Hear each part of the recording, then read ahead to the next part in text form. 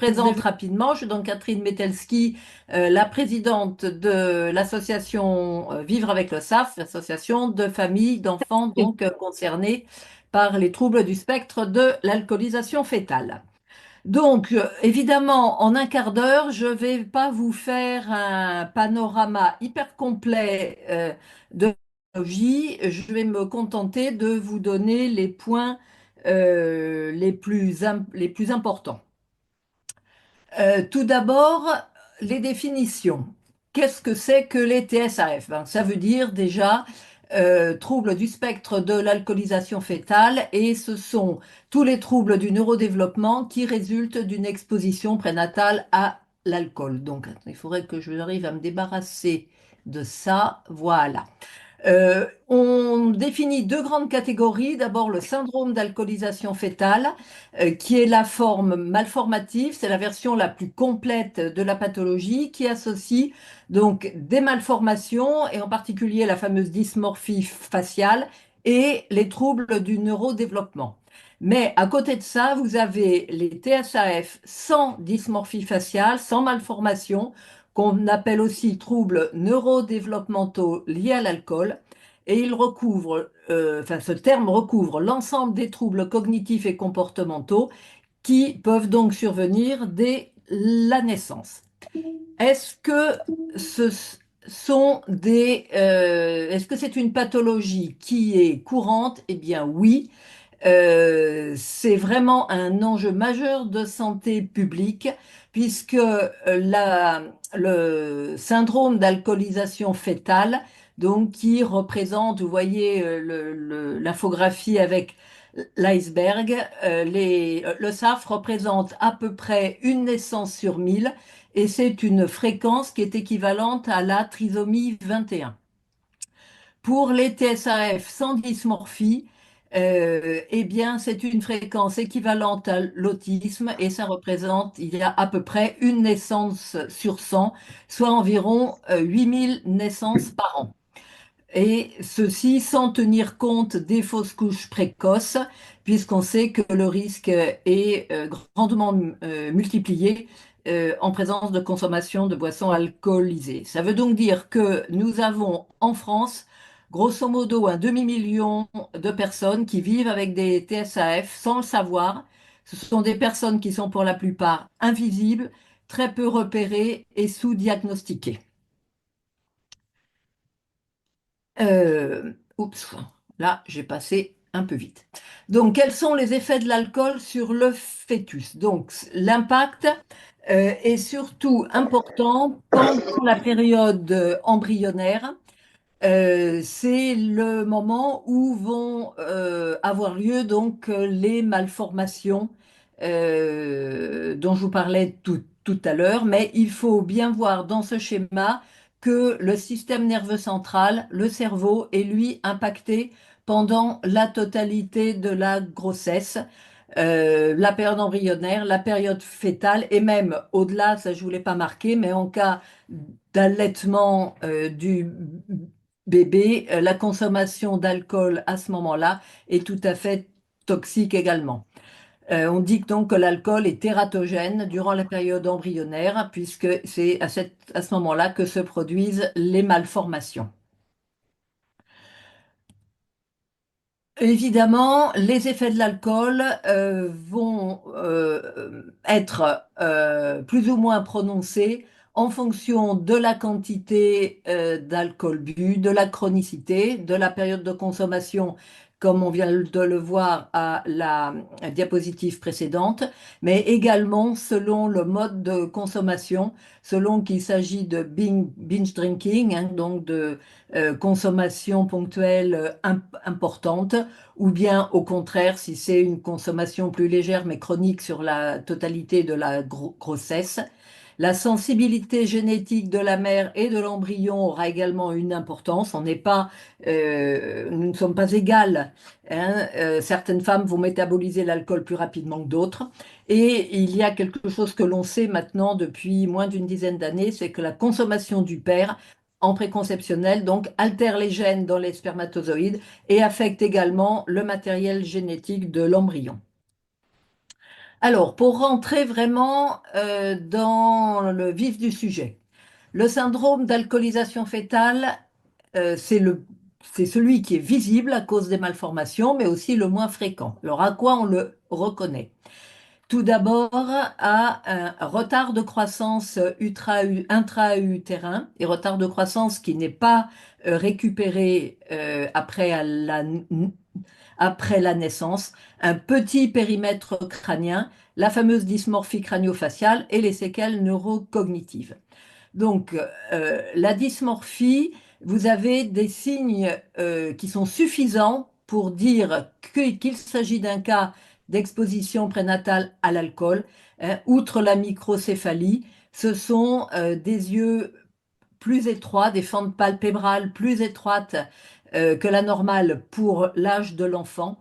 Et ce qui est surtout le plus remarquable, c'est cet espace entre le nez et la bouche, hein, le philtrum, qui est sans relief apparent, qui est plat, avec une lèvre supérieure extrêmement amincie jusqu'à être quasiment invisible. Ces trois signes-là, les yeux, le philtrum et la lèvre supérieure, sont suffisants pour dire qu'un enfant a été exposé à l'alcool. Vous avez à côté de ça hein, d'autres signes associés qu'on peut retrouver également chez les enfants. Alors maintenant, les TSAF sans malformation, ceux-là, ils sont invisibles. Donc voilà le gros problème. Quoiqu'étant les plus fréquents, comme ils sont invisibles à la naissance, quand est-ce qu'on va commencer à les repérer? Bien évidemment, à l'école. Ils vont se traduire par des troubles cognitifs et de comportement variés. On me demande souvent, mais du coup, est-ce que c'est moins grave? Eh bien, absolument pas. Les troubles peuvent impacter vraiment les enfants exactement de la même manière que dans le cas d'un SAF. Par contre, ça se voit pas, donc le repérage, le diagnostic sont difficiles. Si on n'a pas affaire à un médecin qui connaît bien la pathologie, c'est vraiment extrêmement difficile d'avoir un diagnostic. Il faut voir qu'aucun enfant ne présente la totalité des troubles. Les troubles, je vais vous les présenter un petit peu après. Et surtout, aucun des troubles pris individuellement n'est spécifique des TSAF. Et quand vous avez un repérage et une prise en charge tardif, eh bien évidemment, à quoi on assiste? Eh bien, c'est à une aggravation des troubles. Alors, les troubles, de quoi s'agit-il? Ils vont toucher pratiquement tous les aspects de la vie d'une personne. Ils vont toucher d'abord les aspects cognitifs. On aura des enfants avec beaucoup de problèmes d'attention, de désorganisation, de mémoire de travail. Ça va toucher les aspects émotionnels, en cas de SAF, les aspects physiques, les aspects moteurs et plus grands, ce seront les aspects sociaux avec un faible contrôle de soi, faible capacité de jugement. Il faut bien voir que ces troubles proviennent directement des malformations du cerveau. Je n'ai pas le temps de vous expliquer quelles sont ces malformations, hein, mais il faut savoir que ce n'est en aucun cas dû à un défaut éducatif, mais ça provient directement des malformations. Là, je fais un petit focus sur euh, enfin, tous les TND qui se retrouvent à des degrés divers chez nos enfants, mais un en particulier. Vous voyez que le TDAH est présent dans plus de, enfin pratiquement, on va dire 53% des cas. C'est la comorbidité la plus fréquente. Et malgré ça, dans les dernières recommandations pour le repérage des TDAH qui viennent de sortir, eh bien, l'exposition prénatale à l'alcool n'est pas mentionnée comme un facteur de risque. Alors, les signes évocateurs chez les enfants. Si on se contente de parler des 3-6 ans, je vous ai mis en rouge les trois signes qui auront le plus, comment dire, de relation avec le sujet qui nous intéresse aujourd'hui, à savoir la proprioception. Et ce sont des enfants qui vont avoir énormément de difficultés à coordonner leurs mouvements, qui auront des troubles du sommeil, qui auront des troubles du comportement alimentaire, qui auront dès la naissance un problème, on va dire très souvent, hein, c'est pas tout le temps, mais très souvent, un problème de manque comment ça s'appelle, musculature dans les lèvres. Ils auront des troubles du comportement avec beaucoup de colère et des réactions très violentes à la frustration.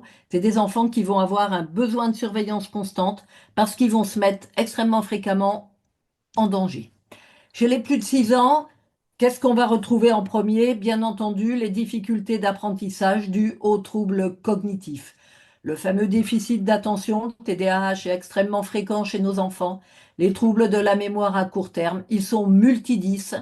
En particulier, ils auront énormément de difficultés avec l'abstraction, calcul, grammaire, orthographe, difficultés à s'organiser parce que les fonctions exécutives sont très souvent atteintes et sont des enfants qui seront très lents à comprendre et lents à faire ce qu'on leur demande, malgré un QI qui va souvent être proche de la norme. Un peu plus grand, les troubles du comportement vont prendre une extrêmement grande importance. C'est des enfants qui vont se piquer des colères extrêmement violentes pour pas grand-chose, qui vont faire preuve d'une grande immaturité. Et c'est là où je voudrais dire deux mots du concept de dysmaturité. Ça veut dire que leur âge intellectuel, entre guillemets, ne va pas correspondre à leur âge légal. Je ne vais pas en dire plus pour l'instant parce que je sais que Olga après va y revenir. Mais ce sont des enfants qui vont être facilement manipulables, qui apprennent pas de leurs erreurs, qui distinguent pas le vrai de l'imaginaire, hein, qui ont souvent tendance à affabuler, ce qui peut les mettre vraiment en grande difficulté quand ils font, on va dire, des bêtises et qui se retrouvent aux prises avec la police et la justice. Euh, En autres signaux d'alerte, évidemment, les enfants adoptés et les enfants placés. Et on n'a pas d'études en France sur le sujet, mais des études nord-américaines ont montré que parmi les enfants placés, on trouvait 10 à 15 fois plus d'enfants avec des TSAF. Alors là, je vais passer un petit peu rapidement parce que sinon je vais largement dépasser mon temps. Je voudrais juste vous parler de l'évolution prévisible en l'absence d'un accompagnement adapté, donc les troubles secondaires. Lorsque les difficultés ne sont pas identifiées comme les conséquences d'un trouble du neurodéveloppement, ça veut dire que l'entourage de l'enfant, et notamment l'école, va avoir des réactions inappropriées. Et qu'en l'absence de diagnostic, cet enfant, il va développer des surhandicaps, des troubles secondaires, en particulier la perte de l'estime de soi, qui peut démarrer très tôt. Moi, mon fils a dit qu'il voulait se jeter à la poubelle à l'âge de 4 ans. Donc ça va engendrer des difficultés scolaires, enfin tout ce que je vous nomme là. Et chez l'adolescent, il faut voir que les aspects comportementaux sont vraiment les plus graves et que malheureusement, très souvent, ça les emmène vers d'importants risques avec la justice, à tel point que nous avons créé un projet sur cette problématique, hein. Vous irez voir si ça vous intéresse le site tsaf-justice.com. Les surhandicaps à l'âge adulte, eh bien, sont dominés par des problèmes de santé mentale, puisqu'on a plus de 90% des gens qui ont été exposés à l'alcool qui présentent essentiellement des troubles anxio-dépressifs. Les problèmes judiciaires, comme vous voyez, sont extrêmement fréquents aussi. Les conduites addictives, malheureusement, sont très présentes parce que leur cerveau a été habitué extrêmement tôt à des produits toxiques et malheureusement, donc, ils retombent dans les addictions assez rapidement. Évidemment, à l'âge adulte, les problèmes d'emploi et de logement, parce que ce sont des gens qui ont beaucoup de mal, non seulement à trouver un emploi, mais à le conserver. Par contre, euh, on a des exemples dans d'autres pays d'évolution favorable, hein, avec un diagnostic de SAF complet pour tous, une prise en charge précoce, et ce qui prouve qu'avec un bon suivi dès l'enfance, eh bien, on arrive à des personnes qui ont une bien meilleure intégration sociale et une relativement bonne employabilité. voilà, je pense que je n'ai pas trop dépassé mon temps. Non, c'est bon. Pour conclure cette extrêmement rapide présentation, je pourrais évidemment vous en parler pendant 3 heures. Euh, on peut dire qu'on ne peut pas guérir des TSAF, mais que par contre, il est important de pouvoir faire un diagnostic précoce et un accompagnement dès l'enfance parce que ça restaure l'estime de soi. Tous nos enfants à qui on a expliqué ce qu'ils avaient, ils ont tous dit alors ce n'est pas de ma faute. Et ça leur permet quand même d'avancer sur leur route, sur leur chemin de vie. Ça évite également, ou au moins ça diminue le développement des surhandicaps. Ça leur assure une meilleure chance d'insertion à l'école, dans la société. Ça leur permet d'avancer, mais malheureusement pas tout seuls.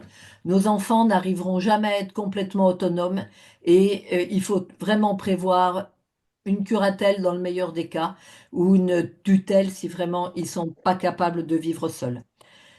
Retard de diagnostic, ça augmente les risques. Et ce qu'il faut voir aussi, c'est que les enfants avec un SAF, ils sont visibles, donc ils sont en général mieux pris en charge. Les enfants chez qui ça se voit pas, c'est un handicap invisible, ils sont moins bien diagnostiqués et malheureusement à l'âge adulte, ils ont 2 fois plus de problèmes. Donc c'est pour ça qu'il est vraiment extrêmement important de pouvoir repérer nos jeunes et les faire diagnostiquer. Voilà, je voulais juste vous montrer pour finir une photo de mon petit Thomas. Quand il avait 4 ans, vous voyez qu'il a absolument tous les signes d'un syndrome d'alcoolisation fœtale. Il n'a pas de lettre supérieure, il a le philtrum plat, il a des petits yeux. Et malgré tout, dans les années 90-2000 en Provence, eh bien, aucun médecin n'a été capable de repérer ça. Il n'a jamais été pris en charge et je peux vous dire que notre vie et sa vie ont été extrêmement compliquées jusqu'à temps que, à l'âge de 19 ans, on comprenne enfin ce qu'il avait. Voilà, je vous remercie de votre attention. Euh, alors, on va arrêter le partage. Je ne sais pas si on pose des questions maintenant, Corinne, ou bien si on groupe tout à la fin. Comme vous voulez, hein, est-ce que je lance mon partage d'écran? D'accord? Il n'y a rien sur le Ouais, chat et il pour reste sur l'instant, le il n'y a chat. aucune Bon, question, donc on attend peut-être la fin. Oui, voilà, on va d'accord. attendre la fin. Bon, évidemment, en un quart d'heure, j'ai absolument pas le temps de vous détailler les choses, mais s'il y a des questions ultérieurement, bah, n'hésitez pas à contacter notre association. Je vais partager mon... hop là, que je revienne au début. Voilà, est-ce que vous voyez? Oui, Voilà. Alors, je voudrais changer la petite galerie là-haut. Voilà. Pas faut avoir juste trop mettre. de... Voilà, c'est bon pour vous? Ah oui, C'est Alors, bon. bon, je vais déjà me présenter. Donc, merci à Catherine de m'avoir invitée. Donc, moi, je suis pas concernée par le SAF, mais en fait, je suis concernée par les troubles de la proprioception. Et il semblerait qu'il y ait des troubles de la proprioception dans le SAF. En tout cas, il y a des troubles sensorimoteurs avérés. On a vu qu'il y avait des publications sur le sujet. Donc, je vais un petit peu vous familiariser avec toutes ces notions. Donc, moi, je suis présidente de Sensoridis et j'avais un enfant qui avait des troubles des apprentissages. Il avait du mal, que ce soit en lecture, écriture, les mathématiques aussi. Il était touché dans tous les domaines scolaires, mais pas que scolaires, hein, puisqu'il avait aussi des difficultés en dehors de l'école où il jouait au foot et il courait à côté du ballon. Il n'arrivait pas à taper dans le ballon. Il avait des hypersensibilités auditives. Il supportait pas les bruits forts, les ballons de baudruche qui explosaient au fait des anniversaires. C'était une catastrophe. Les feux d'artifice qui arrivaient même à le faire saigner du nez. Qu'est-ce qu'il y avait encore? Il souffrait d'encoprésie, hein, il faisait caca dans sa culotte. Donc voilà, il y avait un tas de choses qui fonctionnaient pas. Et puis on était dans une errance, hein, on comprenait pas. Il a été pris en charge par le réseau de santé des 10 qu'on a ici en Bourgogne-Franche-Comté qui s'appelle Pluradis. Et il y a eu des préconisations de rééducation, donc classique. Il a fait beaucoup d'orthopsie parce qu'il avait des troubles de la gestion du regard. Il en a fait 2 années. Il a fait de l'orthophonie, de l'ergothérapie, de la kinésithérapie. Et puis voilà, au bout de quelques années de ses rééducations, on n'avançait pas. C'est pas qu'il se passait rien, mais ça ne tenait pas. Et puis on nous a parlé d'une prise en charge nouvelle, qui est encore très contestée, comme toutes les approches nouvelles en médecine, et dont la recherche se passait ici à Dijon, tout près de chez nous. C'est une prise en charge non médicamenteuse. Et donc nous a dit, puisque rien que fonctionnait avec Marc, pourquoi pas essayer. Et donc c'est vrai que voilà, c'était pas médicamenteux, donc on s'est dit pourquoi pas y aller. Et en fait, on n'a jamais regretté parce qu'on a vu notre fils commencer à progresser petit à petit. Donc, c'est pas une baguette magique, hein, c'est une rééducation longue, hein, une reprogrammation longue, mais on l'a vu progresser petit à petit. Aujourd'hui, il a 21 ans. On peut dire qu'il fonctionne tout à fait normalement, hein. Il prépare un master d'informatique. Il est en colocation avec des potes, il vit sa vie, il fait la fête. C'est un enfant hyper bien dans sa peau, alors qu'il avait plein de problèmes de relation avec les autres quand il était petit. Et donc, c'est pour ça que j'ai eu envie de créer cette association avec d'autres familles qui ont vu leur enfant évoluer aussi. On voulait un petit peu faire connaître ça, un petit peu aider la recherche, hein, pour qui c'est encore très compliqué. Donc voilà, pour ma petite présentation personnelle. Donc, je vais vous présenter le sujet en 3 grandes parties. D'abord, euh, euh, attendez, j'essaye de mettre autre chose là où maintenant j'y arrive pas. Donc, d'abord, vous parlez de la proprioception et de la sensorimotricité pour que vous compreniez un petit peu de quoi il est question. Ensuite, on va parler du syndrome de dysfonction proprioceptive, donc de ce qui se passe quand la proprioception ne fonctionne pas, en sachant que je ne sais pas dans quelle mesure c'est transposable au SAF, hein, parce que ça n'est pas du tout étudié dans le SAF jusqu'à aujourd'hui. Et puis le traitement proprioceptif qui est développé actuellement à l'INSERM, qui est en cours d'évaluation scientifique. Pour l'instant, que dans la dyslexie, hein, on n'est qu'au début d'une histoire et il y a encore beaucoup de travail pour faire valider ça scientifiquement. Donc, proprioception sensorimotricité. Alors, avant de commencer, bon, alors on est en visio, c'est pas pratique, en plus je vous vois pas. Si vous voulez bien, on va tous fermer les yeux et puis avec notre index droit, essayer de toucher le bout de notre nez avec notre index. Après, vous rouvrez les yeux. Donc, je suppose que vous avez tous trouvé ça très facile. Et pourtant, en fait, quand vous y réfléchissez bien, c'est quelque chose d'assez extraordinaire parce qu'en fait, vous aviez les yeux fermés. Comment pouviez-vous savoir où était positionné votre bras, votre doigt? Comment saviez-vous comment était orientée votre tête? Comment saviez-vous où était votre nez? Eh bien, tout ça, si vous le saviez, si votre cerveau savait tout ça, c'est grâce à un sens qui s'appelle la proprioception. Donc, nous connaissons tous nos 5 sens, les 5 sens classiques, hein, qui sont des sens qui nous ouvrent sur l'extérieur. Donc l'ouïe, la vue, l'odorat, le goût, le toucher. Mais ce sont pas nos uniques sens, hein, nous en avons beaucoup d'autres. Et les autres sens sont plutôt des sens qui nous renseignent sur ce qui se passe dans notre corps.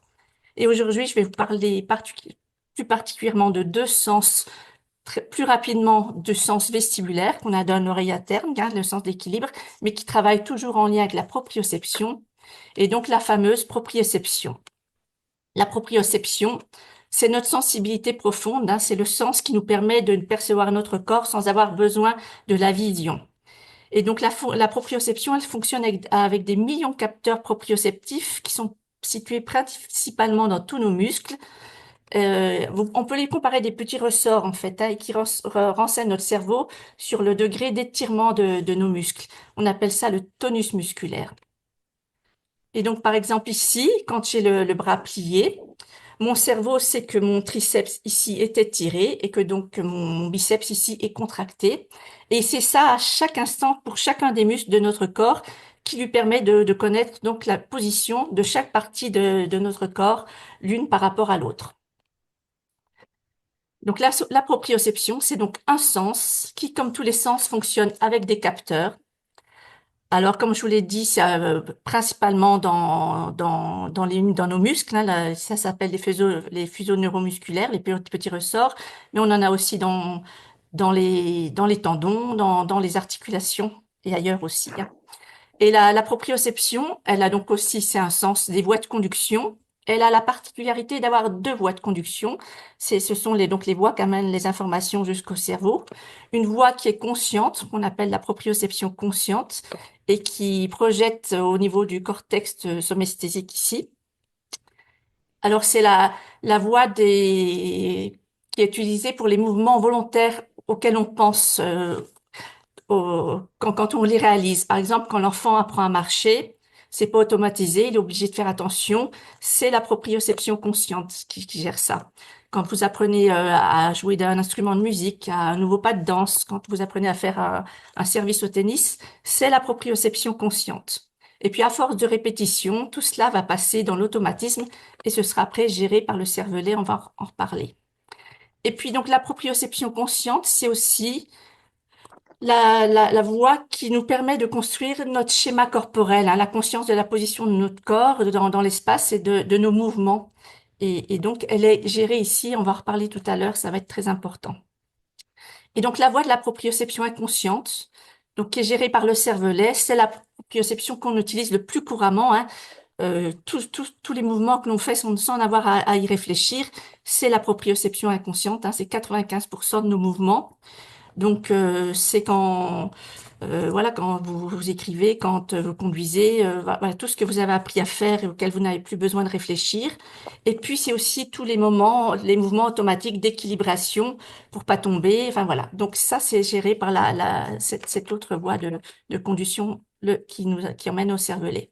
Et il y a un dialogue permanent entre ces deux zones du cerveau. Ouais, voilà, sous l'effet de l'apprentissage, les mouvements qu'on apprend finissent par devenir automatiques et à être gérés ensuite par le cervelet. Pour nous permettre de nous tenir debout, de nous mouvoir, pour situer notre corps dans son environnement, ben, la proprioception, ça ne suffit pas. En fait, elle ne travaille jamais seule. Elle travaille toujours en collaboration avec nos autres sens. Évidemment, la vue, qui nous permet de situer notre corps dans son environnement. L'oreille interne ou système vestibulaire. Alors en fait, vous connaissez tous le niveau à bulle du bricoleur. Alors imaginez que ce système vestibulaire dans l'oreille interne, c'est comme un niveau à bulle, mais en 3 dimensions. Et au lieu que ce soit une bulle qui glisse dans un liquide, ce sont comme des petits cailloux, tout petits morceaux de calcaire qui glissent sur des cils. Et en fait, cette oreille interne, elle va permettre à nos cerveaux de connaître à tout moment l'inclinaison de notre tête et de notre corps, et elle va contribuer à l'équilibre de notre corps. Et puis enfin, pour nous permettre de nous maintenir debout, de nous équilibrer, très important, les informations qui viennent de la voûte plantaire, la plante des pieds, hein. On a une multitude de capteurs qui sont sensibles à la pression qu'exerce le corps sur le pied. Par exemple, si la pression est importante sur l'avant du pied, c'est que mon corps est peut-être en train de tomber, ou au contraire, si c'est l'arrière du pied, si je tombe sur l'arrière. Donc, ces capteurs sous la plante des pieds sont extrêmement importants, au point que le professeur Bertos, qui est professeur au Collège de France, oui, les comparait à une véritable rétine tactile, hein. Les yeux renseignent sur l'horizon et les pieds nous renseignent sur le sol, en fait. Donc, la proprioception travaille tout le temps en collaboration avec nos autres sens pour nous permettre de nous situer dans notre environnement et d'y agir. Alors attention, pour que tout ça fonctionne, il faut que les informations qui viennent de nos différents sens soient concordantes entre elles. Il faut qu'elles disent la même chose. Le cerveau, sa première mission, c'est d'assurer la survie. C'est pas de faire des maths, c'est pas d'apprendre du français. C'est vraiment d'assurer la survie. Et donc, en fait, s'il a des informations qui sont pas cohérentes les unes avec les autres, il pourra pas il sera obligé d'essayer de comprendre ce qui se passe et il pourra pas vous permettre d'apprendre autre chose en fait. Et je vais vous donner un exemple pour vous permettre de comprendre ça. C'est quand vous êtes, imaginez-vous, vous êtes dans un train en train de lire un livre et votre train est à l'arrêt et sur la voie d'à côté, il y a un train qui démarre. Votre vision périphérique a aperçu le mouvement. Et du coup, le lecteur va se sentir obligé de lever la tête et de regarder ce qui se passe parce qu'en fait, sa proprioception lui disait qu'il bougeait pas, son système vestibulaire lui disait qu'il bougeait pas, et pour le cerveau, c'était incompréhensible. Donc, vous ne pouvez pas faire autrement, hein, quand les informations sont pas concordantes entre elles. Le cerveau, il faut qui recalcule pour comprendre ce qui se passe. Donc, vous verrez que ça aura une importance en cas de dysfonction proprioceptive. Donc, la sensorimotricité, donc ce gros mot là que j'ai utilisé tout à l'heure, eh bien, en fait, c'est donc cet ensemble de choses. Donc, comme je vous l'ai dit, la proprioception ne travaille pas seule, elle travaille toujours avec nos autres sens, hein, pour permettre au cerveau de se construire une perception, hein, de notre corps et puis de notre corps dans l'espace. Et en retour, le cerveau, il envoie des ordres moteurs, hein, il va distribuer le tonus musculaire pour nous permettre d'agir.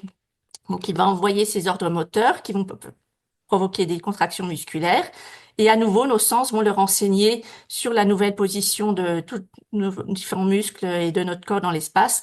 Et en permanence, il y a cette boucle qui nous permet d'agir efficacement et nous tenir debout, de ne pas tomber, d'assurer notre survie. Et donc, c'est cette boucle-là, on l'appelle le couplage perception-action. Donc, ce qu'il faut retenir, c'est que la sensorimotricité, c'est la capacité qu'a notre système nerveux de produire des mouvements sur la base d'informations provenant de nos sens. On peut prendre ce petit exemple là pour bien comprendre du bébé qui veut saisir cette fraise, hein. Quand il est encore petit, ses gestes sont malhabiles, donc sa vue lui dit où est la fraise, et puis il lui dit aussi où est sa main, mais il y a aussi sa proprioception qui lui dit où est son bras et où est son petit doigt. Donc son cerveau va donner un ordre pour saisir la fraise. Et puis, si la main part dans la mauvaise direction, la vue va dire ça va pas. Et donc, le cerveau va corriger le mouvement. Et c'est grâce à ces allers-retours, en fait, que finalement, il va réaliser un mouvement adapté et va finir après par les automatiser, ces mouvements, et à devenir beaucoup plus habile. Donc, voilà, c'est ça la sensorimotricité. La proprioception, elle a aussi une particularité, c'est qu'elle s'appuie sur la plasticité cérébrale, plus particulièrement la plasticité sensorimotrice, hein, comme on vient de le voir, c'est-à-dire à la capacité qu'a le cerveau à créer de nouvelles connexions neuronales et à se réorganiser sous l'effet d'un entraînement qui met à la fois en jeu nos mouvements et nos sens. Euh, donc en fait, ce qui va permettre de construire donc ce qu'on appelle le schéma corporel. Alors en fait, ça commence avant même la naissance, hein, et particulièrement au dernier trimestre de la grossesse, où les mouvements que fait le bébé pendant son sommeil vont permettre de construire ces premiers schémas neuronaux très grossiers, hein. C'est un petit peu les fondations de ce schéma corporel. Et puis après, le bébé vient au monde, il a encore très très peu conscience de son corps et pas du tout de son environnement. Et ce sont donc toutes ces mouvements, ces relations qu'il va avoir avec son environnement qui vont lui permettre de se construire petit à petit une représentation.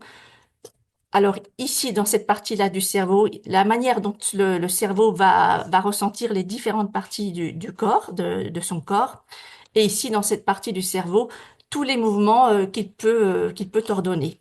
Donc en fait, il construit un schéma comme des cartes, hein, et un schéma corporel à la fois statique et dynamique. Alors Christina Sayant, qui est une chercheuse de Marseille qui travaille beaucoup sur la relation entre la proprioception et le schéma corporel, elle dit, enfin, elle a montré, hein, que ce schéma corporel est déjà bien en place vers 7-8 ans, et puis il va maturer jusqu'à l'adolescence pour atteindre son maximum d'acuité proprioceptive chez le jeune adulte.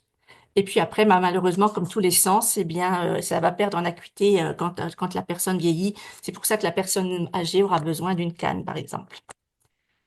Alors, ce qu'il faut se comprendre sur ce schéma corporel, hein, c'est qu'en fait, il y a une mise à jour tout au long de la vie. Alors, pendant la croissance, comme on l'a vu, mais aussi à l'âge adulte, vous prenez du poids, vous perdez du poids pendant une grossesse, et aussi quand vous vous blessez. Par exemple, ici, si je sais pas, vous tordez la cheville, que vous êtes immobilisé quelque temps, l'immobilisation va faire que les connexions neuronales vont commencer à s'effacer.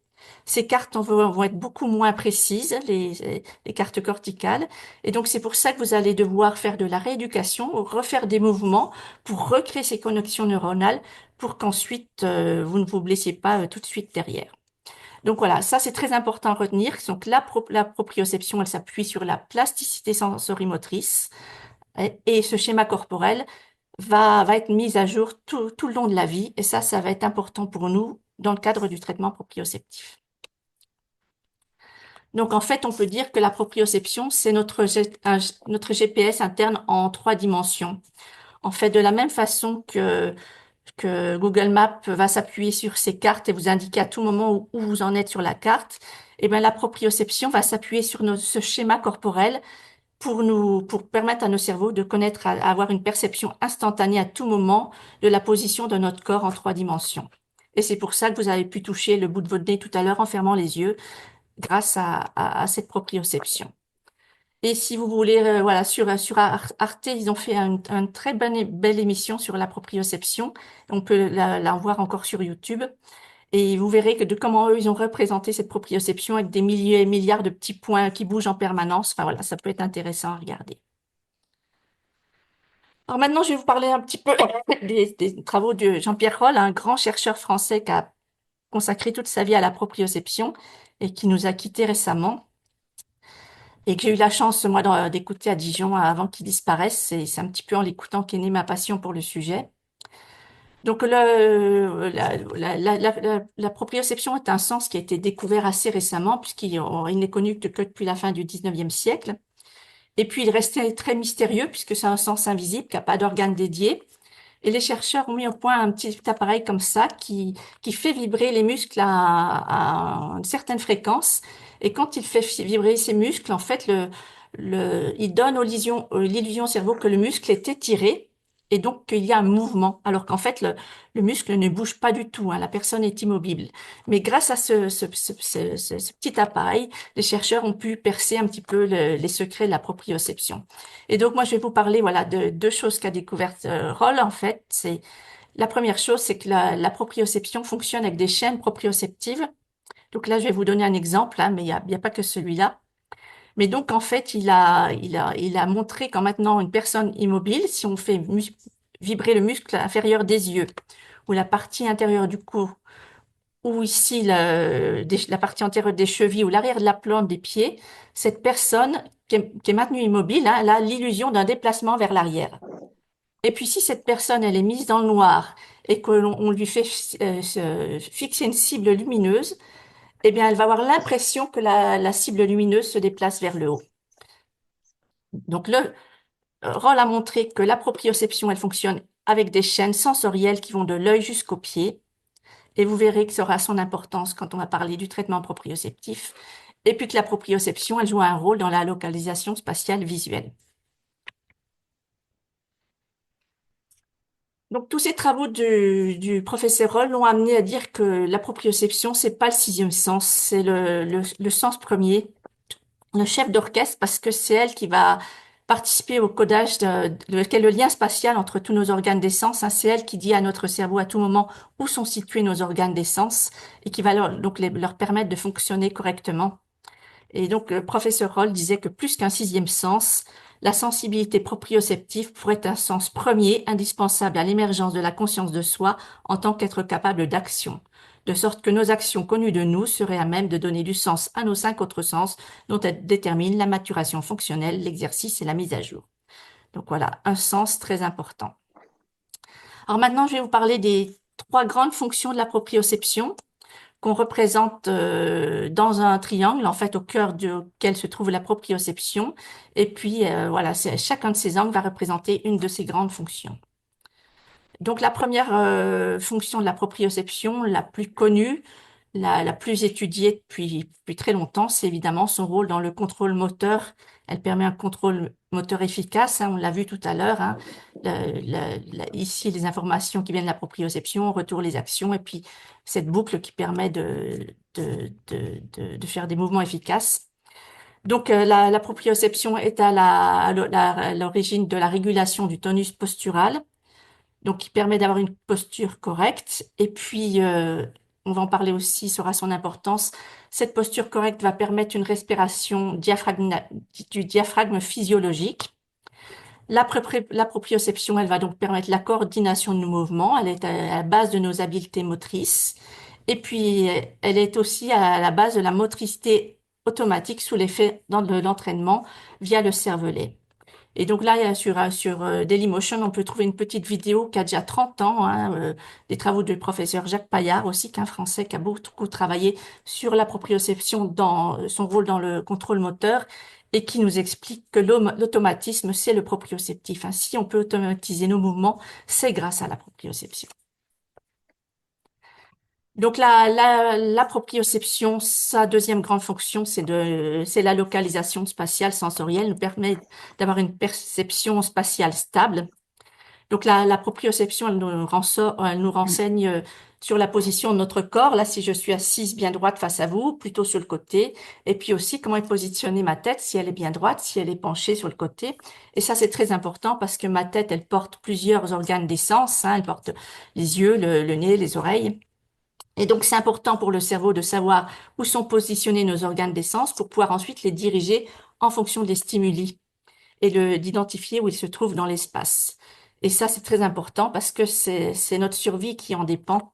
Il faut comprendre que la proprioception, en fait, c'est un sens très archaïque, hein, qui permettait à l'origine d'assurer notre survie, hein. Quand nous étions des chasseurs-cueilleurs, si on entendait un bruit dans les fourrés, il fallait pouvoir tout de suite identifier d'où venait ce bruit, voir ce qui faisait ce bruit, si c'était un danger, pour pouvoir prendre la fuite et partir dans la bonne direction, pas se tromper. Donc voilà, la localisation spatiale, c'est une fonction essentielle de la proprioception. Et puis la proprioception, elle va aussi jouer un rôle dans la localisation spatiale visuelle via les muscles oculomoteurs, hein. Nos globes oculaires, ils sont gérés par 6 muscles oculomoteurs. Qui dit muscle, qui dit proprioception, hein, et ces muscles coordonnent des mouvements d'une très grande précision. Ils sont très sollicités au quotidien et dans la lecture, c'est là où on leur demande un maximum de précision parce que c'est un geste des yeux extrêmement fin. Et donc, la proprioception va dire où est mon globe oculaire dans l'orbite, hein, s'il est plutôt vers le haut, plutôt vers le côté, plutôt vers le bas. Et la position du globe oculaire, c'est la direction de mon regard. Donc, encore le professeur Roll, hein, vous voyez que voilà, c'est un monsieur qui a vraiment fait comprendre beaucoup de choses. Il nous disait comment pourrions-nous localiser une cible visuelle dans l'espace sans que le système nerveux soit précisément informé du lieu où se trouve le corps et notamment l'œil. La dernière grande fonction de la proprioception, c'est le rôle qu'elle joue dans l'intégration multisensorielle. Alors, voilà, ça peut être un gros mot aussi, mais en fait, c'est simple à comprendre. Notre cerveau, il est bombardé en permanence d'une multitude d'informations sensorielles, hein, des myriades. Si tous parvenaient à notre conscience, ce serait insupportable, on ne pourrait pas vivre. Par exemple, là, je vais vous parler de vos vêtements et vous allez sentir le poids de vos vêtements sur votre corps. Mais avant que je vous en parle, vous n'y pensiez pas. En fait, le cerveau, il sélectionne à chaque instant, parmi toutes les informations sensorielles qu'il reçoit, celles qui sont utiles à l'action envisagée. Et il ne va garder que celle-là, que celle qui va pouvoir permettre d'agir correctement.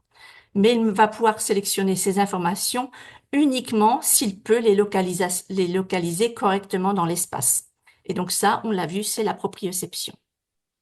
Et donc, le cerveau, il va réunir toutes ces informations qu'il juge utiles, et grâce à tous ces morceaux d'informations qu'il réunit, il nous permet d'avoir une perception unifiée de notre corps et de notre environnement. Mais en fait, il faut bien comprendre que nous percevons, ça n'est qu'une construction de notre cerveau, hein, ça n'est pas la réalité. Et on peut très bien avoir quelque chose sous nos yeux et ne pas le voir parce que notre cerveau ne fait pas attention à cette chose-là. Donc, voilà. On ne fonctionne pas comme des caméras qui filment notre environnement. Notre cerveau construit à tout instant la perception. Donc, en conclusion, la proprioception, c'est un sens indispensable. Elle est partout dans notre corps, elle est dans chacun de nos muscles et partout dans notre corps. Notre vie en dépend de manière cruciale. Elle nous permet d'automatiser nos mouvements et d'agir sans contrôler notre corps du regard. Sans elle, la vie telle que nous connaissons serait impossible. Elle est au centre des phénomènes neurologiques qui permettent de situer la source des stimuli sensoriels de l'espace, de les traiter efficacement et d'agir en conséquence. Voilà, on va prendre quelques exemples, hein, mais sans proprioception, vous pourriez même pas marcher sans être obligé de regarder vos pieds et de les contrôler du regard. Vous ne pourriez pas conduire, ça c'est un exemple que j'aime bien parce que moi je suis dysproprioceptive et j'ai du mal à conduire. quand vous conduisez, vous regardez votre route. Encore faut-il que vos yeux vous donnent les bonnes informations spatiales et sélectionnent les bonnes informations. Et puis pendant ce temps-là, vous avez une main sur le levier de vitesse, un pied sur le frein ou l'accélérateur, et vous devez doser vos mouvements du pied, vous devez bouger votre main, et tout ça sans avoir à les regarder. Sans proprioception, ce serait absolument impossible. Et pareil pour l'escalade, hein, vous n'êtes pas obligé de vous regarder où sont vos pieds, où sont vos bras. À tout moment, voilà, c'est vrai, voilà, la proprioception, c'est un sens essentiel. Donc maintenant, je vais vous parler du syndrome de dysfonction proprioceptive, qu'on appelle aussi la dysproprioception.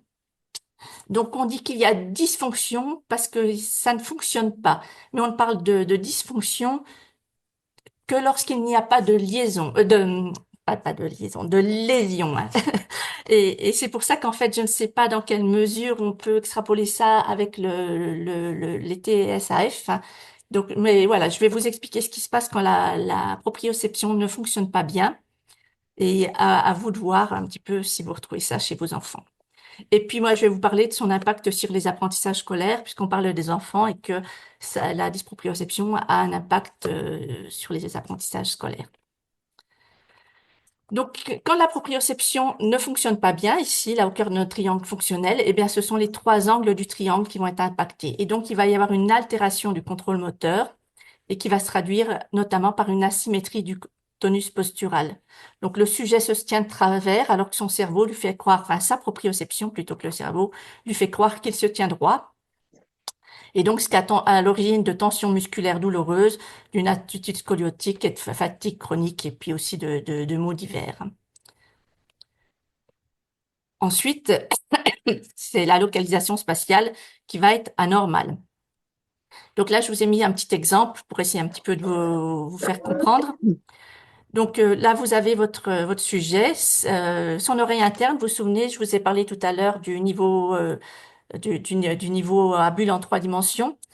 Donc là, ce niveau-là dans l'oreille interne, il va vous dire dans ce cas-là que la tête est bien penchée.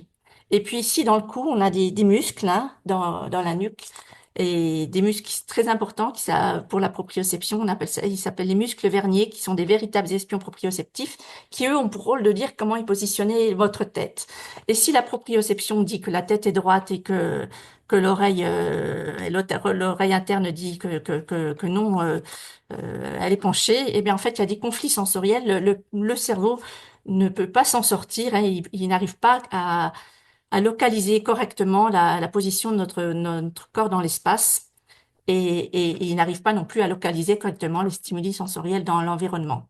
Et rappelez-vous l'expérience de Roll tout à l'heure, hein, une fausse information proprioceptive au niveau de la cheville et vous voyez la lumière bouger et se situer différemment dans l'espace. Donc, quand quand il y a une dysfonction proprioceptive, ça va donc être à l'origine de maladresse, de sensations vertigineuses, de manque d'équilibre, de difficulté pour attraper un objet du premier coup, de sensations d'inconfort dans la foule, de mal des transports, etc. Et puis, comme je vous l'ai dit, il y a aussi des muscles dans les yeux. Donc, si le cerveau n'est pas correctement informé de l'emplacement du globe dans son oculaire dans son orbite, eh bien, ça va être très difficile de faire des mouvements fins des yeux comme ceux qui sont exigés par la lecture. Va y avoir une mauvaise localisation des mots à lire, des saccades oculaires pas de bonne qualité, des sauts de mots ou de lignes, et parfois un impact sur l'apprentissage des mathématiques, parce que quand vous apprenez à compter, en fait, vous apprenez avec des collections et il faut être capable visuellement de compter tous les éléments d'une collection. Donc là, je vous ai mis, parce que c'était mon fils, quelques exemples des impacts des troubles de la localisation spatiale visuelle. Donc, je vais pas revenir sur tous, hein, c'était le cahier de mon fils à différents moments de sa scolarité. Mais voilà, je vais prendre celui-là parce que je me souviens qu'à l'époque, quand il était rentré avec ce cahier-là, mais je m'étais dit, mais c'est pas possible quand un gamin vous ramène un cahier comme ça, vous dites, c'est pas possible, tu te fous de nous, tu le fais vraiment exprès. Parce que nous, on comprend pas. Mais rappelez-vous l'expérience de Roll, hein, une mauvaise information, rien qu'au niveau de la cheville, et vous voyez l'espace différemment. Donc, Marc, il avait vu la marge ici, il l'avait vu comme ça quand il a fait cet exercice. Donc, on comprend mieux, voilà, quand on a compris la proprioception, on comprend mieux les cahiers de nos enfants. Et donc, enfin, le troisième angle triangle qui est touché, donc il y a ce qu'on appelle des pseudo-scotums perceptifs, hein. Donc, il y a des conflits sensoriels, hein. Voilà, je vous ai donné l'exemple entre la nuque et le système vestibulaire, mais il y en a beaucoup d'autres. Donc, il y a des conflits sensoriels et donc le cerveau ne va pas pouvoir situer correctement les stimuli sensoriels dans l'espace et il va pas être capable de sélectionner correctement les informations qui sont utiles à l'action en cours. Et donc, il va y avoir des pertes, des pertes d'informations sensorielles qu'on appelle des pseudoscotomes perceptifs. C'est pas c'est pas des vraies zones aveugles. C'est pas l'œil qui fonctionne pas bien. L'œil fonctionne très bien, c'est que le cerveau n'a pas sélectionné les bonnes informations. C'est pour ça qu'on dit pseudoscotome. Donc ça a été démontré chez l'enfant dyslexique dysproprioceptif, hein, par l'équipe de Dijon. Ils ont montré que quand on leur a fait écouter des sons, ils ont des pertes visuelles aléatoires. Et puis moi qui suis dysproprioceptive, et tous les dysproprioceptifs vous le diront, moi je suis sûre qu'il se passe la même chose avec l'audition, qu'en fait, on a des pertes d'informations auditives. Et c'est pour ça que parfois, on a l'impression de ne pas comprendre ce qu'on entend. Et puis, on demande de répéter. Puis, avant que la personne ne réponde, on lui répond parce que c'est comme si on a un petit décodeur. Et moi, je disais toujours à mon mari, c'est le temps que l'information arrive à mon cerveau. Et aujourd'hui, je sais qu'en fait, c'est parce que notre cerveau, il est en permanence obligé d'essayer de compenser les trous, d'essayer de recoller pour réinterpréter le monde qui nous entoure. Et donc, c'est très fatigant à la longue et c'est pour ça que souvent, les sujets dysproprioceptifs, ils décrochent parce que ça demande extrêmement beaucoup d'efforts d'essayer en permanence de combler tout ça.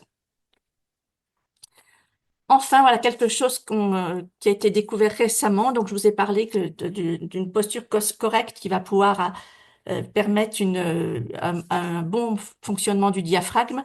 Donc, je vais pas rentrer dans les détails, mais vous pourrez retrouver ça sur une vidéo du docteur Kersias qui est sur notre chaîne YouTube, hein, où il explique qu'en fait, que ce mauvais fonctionnement du diaphragme va entraîner un mauvais fonctionnement de l'arc réflexe qui est entre ce diaphragme et le pharynx, et durant le sommeil, hein, et notamment durant le sommeil, phase du sommeil qui s'appelle le sommeil paradoxal, qui est une phase de sommeil où on rêve, hein, vous savez, le corps est tout mou. Et en fait, c'est une phase du sommeil très importante parce qu'elle permet de mémoriser les procédures et les apprentissages. Et donc, ces enfants-là, qui ont ces problèmes de fonctionnement du diaphragme, ils vont avoir des micro-pauses respiratoires pendant le sommeil, pendant le sommeil, et particulièrement cette phase. Donc, le cerveau, qu'est-ce qu'il fait quand il y a des micro-pauses respiratoires? Son rôle, c'est d'assurer la survie. Donc, il provoque des micro-réveils. Donc, l'enfant n'a pas forcément conscience de s'être réveillé ou de mal dormir, hein, il va bouger, et puis c'est tout. Mais ces micro-réveils, s'ils sont nombreux, ils vont être à l'origine d'une absence de la mémorisation des leçons, de fatigue le lendemain, de troubles attentionnels et puis aussi d'agitation parce que souvent les enfants quand ils sont fatigués pour pas s'endormir, eh bien ils bougent.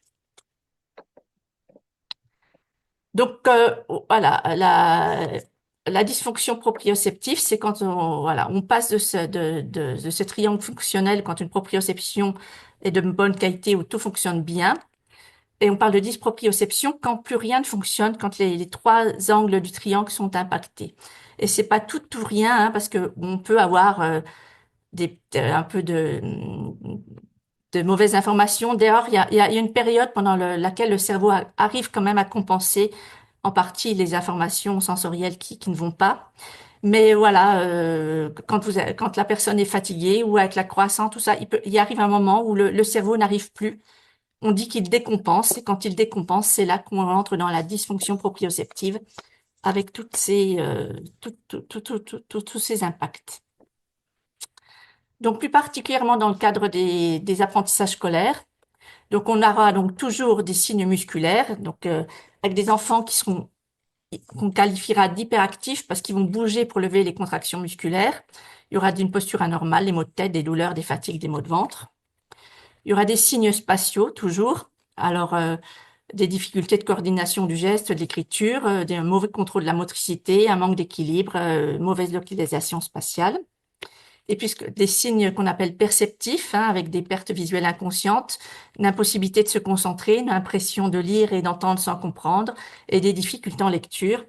Et puis le facteur aggravant, qui n'est pas forcément présent chez tous les enfants qui ont une dysfonction proprioceptive, mais le docteur Kersia, il pense que c'est ça qui différencie ceux qui ont des troubles 10 des autres, c'est les signes nocturnes qui vont être à l'origine donc d'une fatigue générale. Ce sont des enfants qui respirent la bouche ouverte en dormant, qui ronflent, qui ont du bruxisme, donc qui ont des pauses respiratoires durant le sommeil, avec des difficultés de mémorisation et de concentration, des difficultés attentionnelles. Et puis, selon l'importance de tous ces troubles, eh bien ici, vous pourrez arriver à un diagnostic de dyslexie. Et ça a été montré par l'équipe de Dijon en 2021 et ça a été publié dans Scientific Reports, qui est une revue du groupe Nature, que les enfants dyslexiques ont un trouble proprioceptif.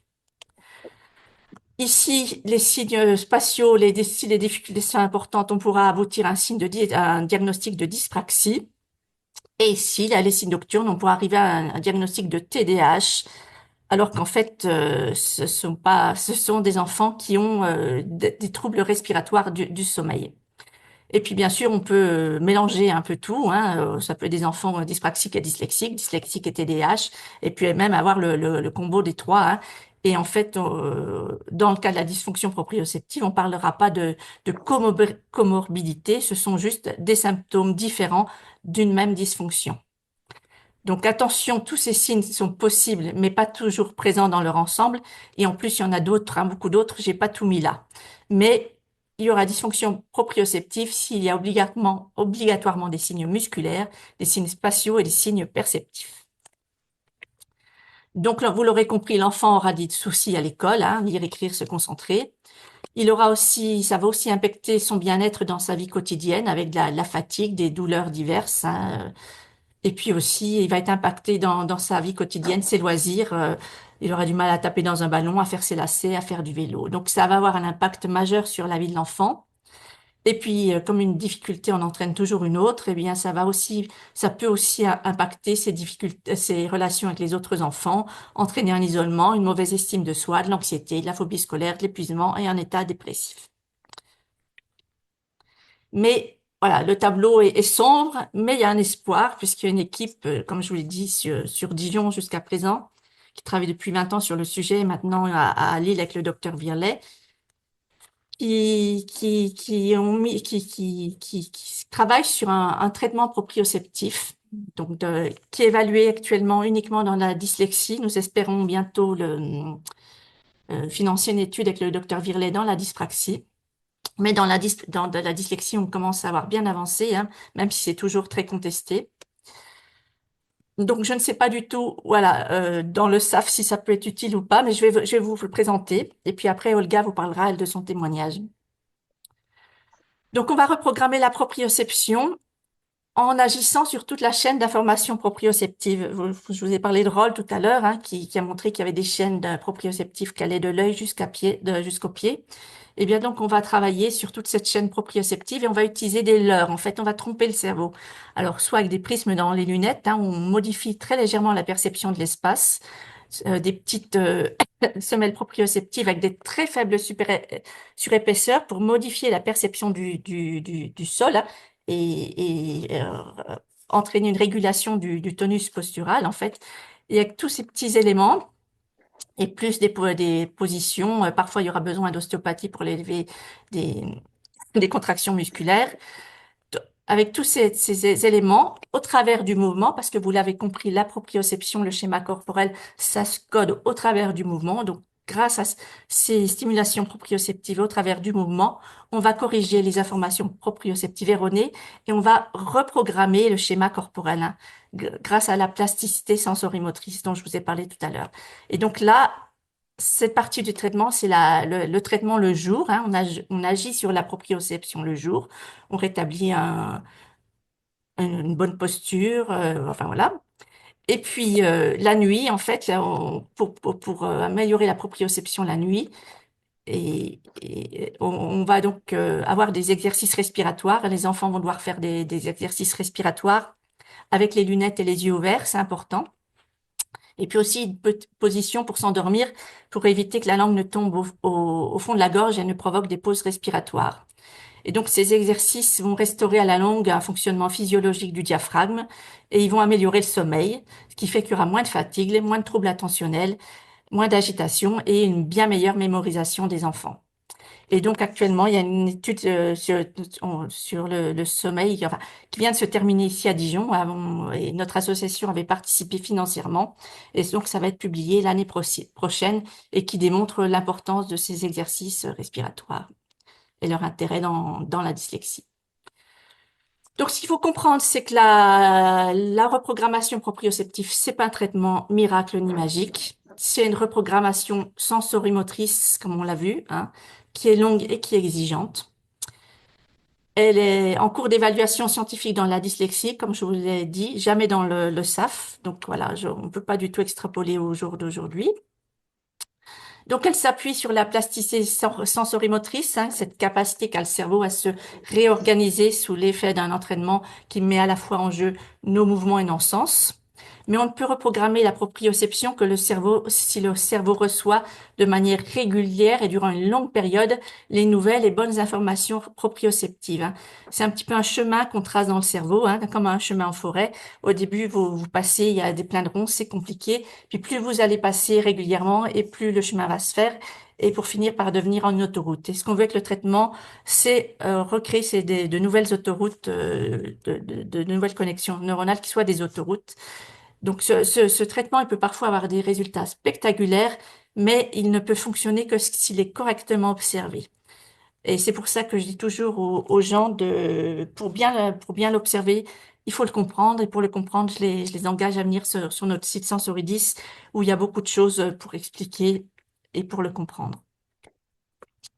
Donc, le but du traitement proprioceptif, c'est donc de rétablir une proprioception fonctionnelle, hein, corriger le schéma corporel pour que la proprioception soit à nouveau de bonne qualité.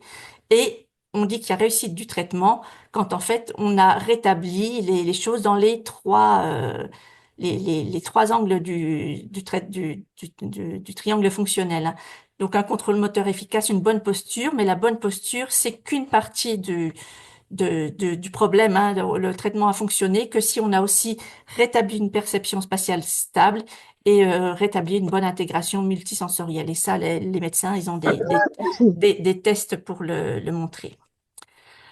Donc, dans le cadre des troubles des apprentissages, eh bien, en fait, faut bien comprendre que le traitement proprioceptif, c'est le socle, hein, mais qui ne peut jamais suffire à lui seul, hein, parce que il va permettre de redonner de bonnes informations sensorielles, mais tout ce qui s'est mal construit, en fait, il va falloir le rééduquer avec des rééducateurs, hein, notamment l'orthophonie dans la dyslexie, mais aussi d'autres rééducations.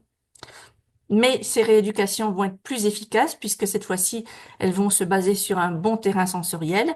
Et puis, le temps que ces rééducations fassent leur effet, il faudra quand même des aides pédagogiques à l'école. Et puis, un soutien parental fort parce que voilà, le traitement proprioceptif, il est long et que parfois les enfants en ont marre. Et donc, il faut être là, les soutenir pour les faire avancer. Et puis aussi, ce soutien est important aussi, si vous avez des enfants 10, vous le savez, voilà, pour les rééducations et pour l'école. Mais là, l'intérêt de la prise en charge avec proprioceptif, c'est que les rééducations, on va pas seulement compenser les troubles, hein, on va parfois aller jusqu'à la restauration des fonctions cognitives touchées.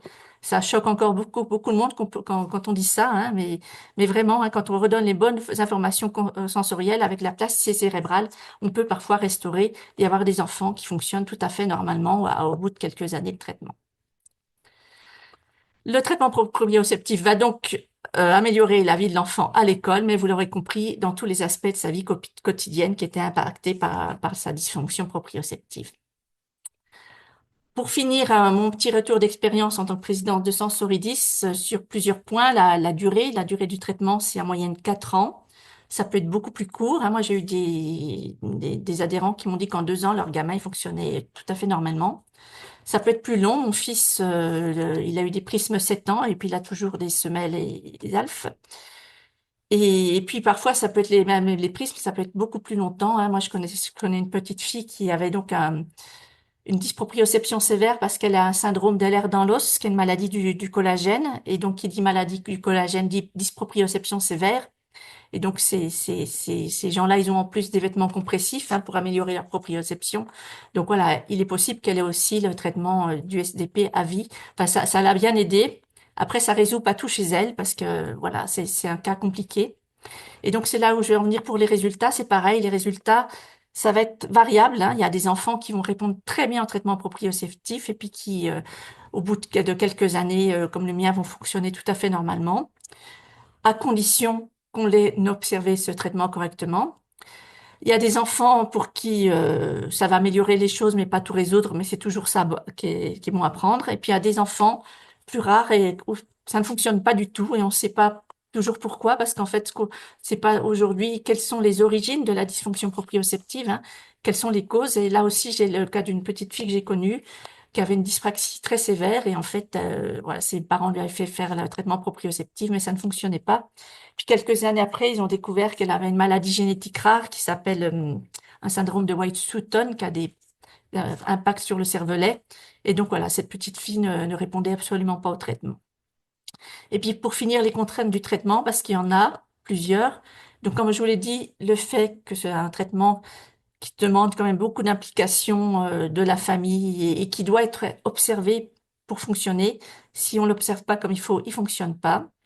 C'est un traitement, c'est une prise en charge pluridisciplinaire. Vous l'avez vu, les yeux, la bouche, les pieds, parfois l'ostéopathe. Et donc, il faut trouver plusieurs professionnels qui soient formés, qui arrivent à travailler ensemble. Et ça, c'est pas toujours évident parce qu'il n'y a pas beaucoup de professionnels formés, malheureusement en France, comme c'est encore contesté. Et puis enfin, le coût, parce que voilà, parfois il faut faire des déplacements, aller loin, hein. Et puis, il y a aussi, comme c'est pas encore reconnu, il y a des choses qui sont pas remboursées. Et donc, voilà, c'est une contrainte à prendre en compte que malheureusement, c'est pas forcément à la portée de tout le monde. Et c'est pour ça qu'on a créé cette association un petit peu pour aider la recherche et pour faire avancer les choses, pour que ce soit mieux connu, mieux reconnu et mieux remboursé un jour. Donc voilà, si vous avez besoin de non-professionnels formés, nous, Sensoridis, on en recense. Mais voilà, on n'est que bénévoles, on a des coups de fil de toute la France et on a décidé maintenant de ne plus répondre qu'aux gens qui adhèrent à l'association parce que voilà, on a besoin d'adhérents pour avoir du poids auprès des autorités. Et donc voilà, l'adhésion, c'est 20 euros déductible des impôts. On a un tarif non imposable de 7 euros. Voilà. Donc si un jour vous voulez nous contacter, voilà, il faut adhérer avant pour nous aider aussi. Voilà, je vous remercie de votre attention et puis Il y a déjà une question là, peut-être. Est-ce que la personne veut la lire elle-même et compléter ou est-ce que je la lis? La question, c'était la rééducation est-elle possible à l'âge adulte ou c'est trop tard? c'est possible à les adultes, mais c'est compliqué parce qu'en fait, il y a déjà très très peu de professionnels pour les enfants. Mais alors pour les adultes, ils sont encore plus rares. Il y en a encore moins en France parce que chez l'adulte, c'est beaucoup plus compliqué pour eux. Déjà, d'abord, on n'a pas la plasticité cérébrale des enfants et en plus, on a mis plein de compensations. Et en plus, une dysfonction proprioceptive peut cacher d'autres choses, des pathologies beaucoup plus graves. Il faut pas passer à côté. Donc voilà, donc c'est beaucoup plus compliqué. Alors quand tout ça se développera, je pense que ce sera plus facile, hein. Mais vous l'avez compris, on est au début d'une histoire. Ça fait que 20 ans qu'il y a de la recherche là-dessus, et c'est encore très jeune, hein, en médecine, et c'est encore très contesté. Les gens il y a peu de professionnels qui se forment. Et quand ceux qui se forment, il y en a qui abandonnent en cours de route parce que ils se font tellement taper dessus, c'est tellement compliqué pour eux, hein. On en est malheureusement là il y en a qui arrêtent, hein. Et donc voilà, les adultes, c'est quand même beaucoup plus compliqué. C'est les plus chevronnés qui vont s'y coller. Enfin, en tout cas, pour tout ce qui est prisme, mais, parce que par contre, un podologue, vous pourrez toujours en trouver. Déjà les semelles, ça peut aider, rien que les semelles. Et les podologues, là, par contre, c'est beaucoup plus courant.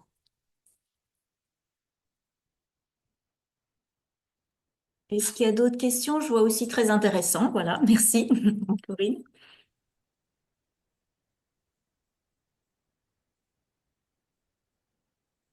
Je passe au témoignage du coup, s'il n'y a pas de questions maintenant, et puis on repasse ensuite aux questions.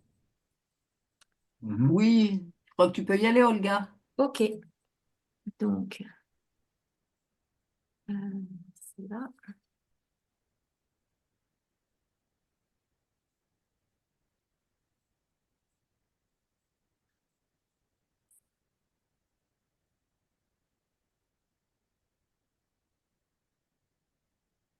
Vous voyez bien l'écran? Oui, mais c'est pas, Ah, c'est pas C'est pas sur tout en plein l'écran. écran. C'est ah, pas. alors, on va être comme ça va? Mm. Pour l'instant. Non, il n'y a pas de Oui, différence. il n'y a pas de différence pour l'instant. Pour moi, il n'y en Ah, a pas. Représentation. bon, je recommence. Pourquoi ça fonctionnait? J'ai- Ah, ça commence à bien partir, Olga. Non, il faut ranger la partie gauche, là. Hein? Cliquez 2 fois pour obtenir le mot de prénom. Là, et puis diaporama. Bon, à partir du début, pourquoi j'ai pas le début? Et c'est pas en bas, tu peux pas faire, pas en bas. Regarde Non, j'ai pas. Attends. Les petits carrés en les bas. petits carrés en bas de ton écran, à droite. Non, j'ai pas cette version-là. Et Ben, pourtant, on la voit. nous, on la On la voit. voit. On la voit sur ton écran. Je vois cette partie-là. Moi, j'ai ça. Pourquoi je l'ai comme ça? Alors, attends, je reviens là-dessus. Sinon, je commencerai comme ça parce que c'est pas le plus intéressant. Je vais commencer comme ça, tant pis. Moi, je tenais à témoigner parce que dans l'ordre, c'est mon fils qui est concerné. Je l'ai adopté en 2006. Il y a eu des symptômes, mais qui n'étaient pas très importants et qui n'étaient pas gênants au début de beaucoup de choses. C'est au moment où il est rentré à l'école où ça a commencé à poser des problèmes.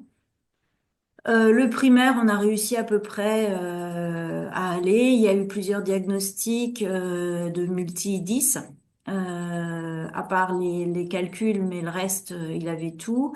Il a eu une prise en charge avec orthophoniste, psychomote, orthoptiste. Et puis, il faisait beaucoup, beaucoup de sport parce qu'il était très, très actif. Et tous les 6 mois, même quelquefois un peu plus, il avait des plates, des attelles, etc., des IRM, il y avait des chutes, etc. Et puis, ben, en tapant j'ai fait des listes de toutes les choses qu'il y avait. Et puis, ben, j'ai regardé sur Internet parce qu'aucun médecin faisait un lien entre tout ça. Et moi, je trouvais que quand même, tous ces symptômes qu'il y avait un peu partout, il devait y avoir une explication. Je voulais comprendre d'où ça venait, pas seulement agir, mais aussi comprendre d'où ça venait. Et puis, je suis tombée sur le terme proprioception. Donc, j'ai lu beaucoup de choses en anglais, j'ai lu beaucoup de choses en français. Et en français, je suis tombée sur le site du docteur Kersia. Donc, j'ai pris contact avec lui. Et donc, il a eu un diagnostic en 2018. Il avait donc 12 ans. Et puis, bah, et on a continué, ergothérapeute, etc. Et puis, pour la suite de l'histoire, le diagnostic des TSAF, ça a été seulement en 2020 et du TDAH avec le docteur Germano. Donc, ce qui était intéressant, voilà. Ce que j'avais noté dès le début, c'est cette dysmaturité. Donc, Catherine a parlé tout à l'heure.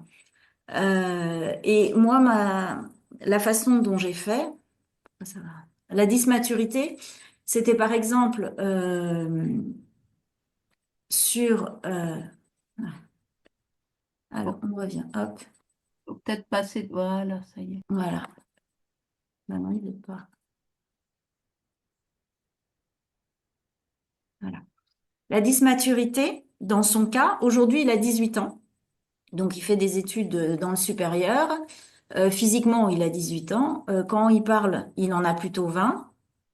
Et puis sur la lecture, grâce au traitement sur la proprioception, il est aujourd'hui, par rapport à d'autres jeunes qui auraient peut-être pas eu ce traitement-là, lui finalement, il n'a pas énormément de retard. Peut-être quelques mois, il lit peut-être un peu moins bien, mais il lit assez bien. Et donc moi, ma technique, ça a été bah, pour chacun des problèmes qu'on avait, essayer de trouver quelque chose qui puisse l'aider.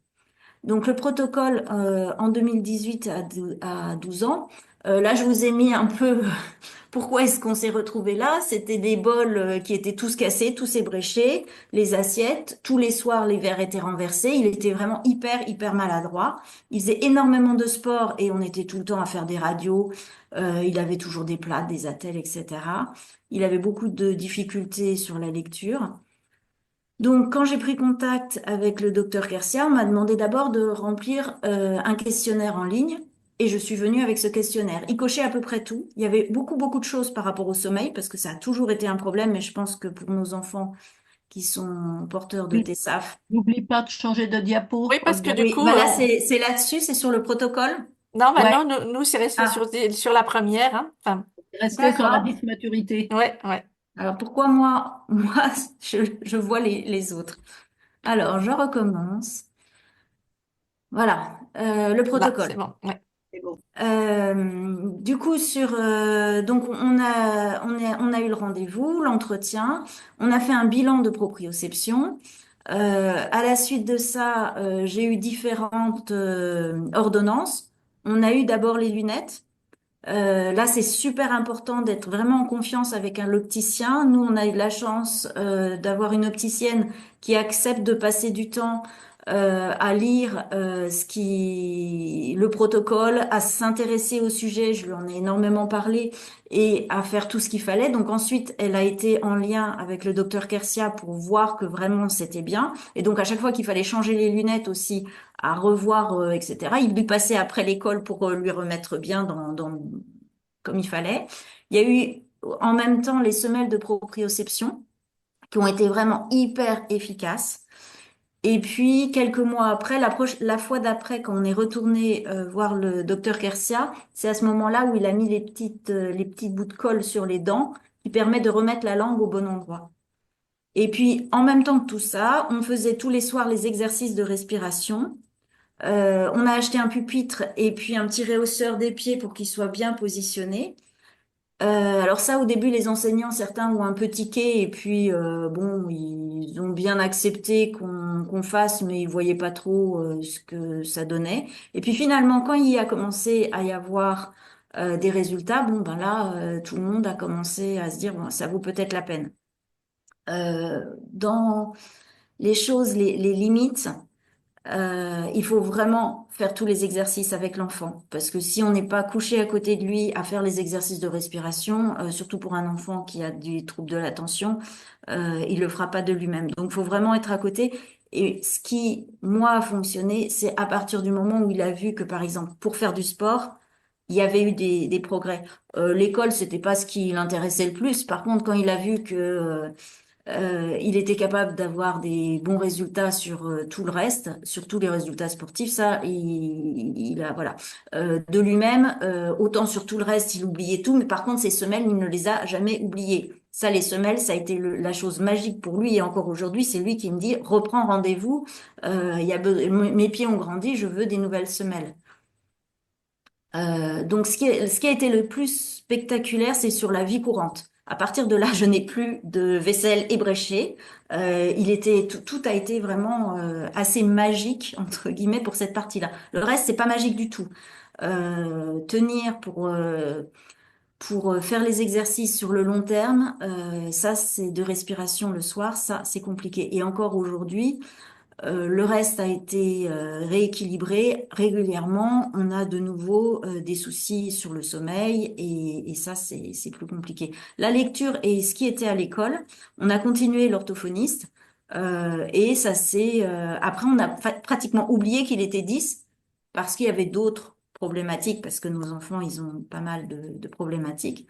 Et aujourd'hui, c'est pas un problème. Il a pu continuer à faire des études. La confiance en soi, ça a été super important, mais de la même manière que quand ensuite il a su qu'il y avait un diagnostic de TSAF, ah bah c'est pas de ma faute, c'est pas que je suis paresseux comme on me disait, c'est pas que je n'écoute pas, c'est pas, je sais pourquoi. Quand on lui a expliqué pourquoi il n'y arrivait pas, ça a complètement changé les choses. Je pense qu'il est important aussi, c'est vraiment d'expliquer à l'enfant, alors suivant l'âge et puis suivant les capacités de l'enfant, on ne peut pas expliquer de la même manière, mais quand on lui explique pourquoi est-ce qu'il a plus de mal, ça aide quand même beaucoup, beaucoup. Voilà, et puis bah, il y a quand même le coût. Alors ce qu'il faut savoir, c'est que moi, par exemple, j'avais gardé toutes les factures pour les lunettes parce qu'il y avait quand même un complément pour les semelles parce que ça coûte quand même cher. Et toutes ces factures-là, je les ai données dans le dossier de la MDPH quand on nous demande quelles sont les prises en charge. Je les ai données, j'ai expliqué, c'est pour ça que j'ai eu une aide un peu plus importante. Donc ça peut compter. Ouais, ils ont bien voulu prendre en compte en tout cas, parce que moi Oui, j'ai des familles, oui. moi ils veulent la même DPS, je veux rien savoir, hein. Non, non, moi ils ont accepté. En fait, j'aurais expliqué tout ce que ça avait changé, Mhm, tout ce que ça leur faisait d'économie, d'autres choses qui n'étaient pas à rembourser. Et du coup, alors c'est pas directement une aide pour payer ça, mais c'est une aide mhm, générale mhm. qui est plus importante parce qu'ils savent que ça coûte. D'accord. Voilà, ça a été voilà le 77 pour ça, peut-être mieux.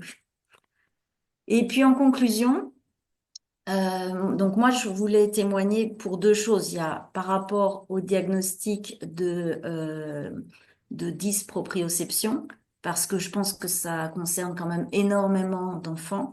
Dans les pays anglo-saxons, on en parle beaucoup, beaucoup plus. En France, c'est rare qu'on parle de ce terme-là. Par contre, nos enfants, ils ont ces problématiques-là de sommeil, à des degrés divers. Mais je sais que dans le cas d'Alexandro, c'était quand même ce qui gênait le plus, sa dyspraxie. Et ça a été vraiment très, très, très aidant.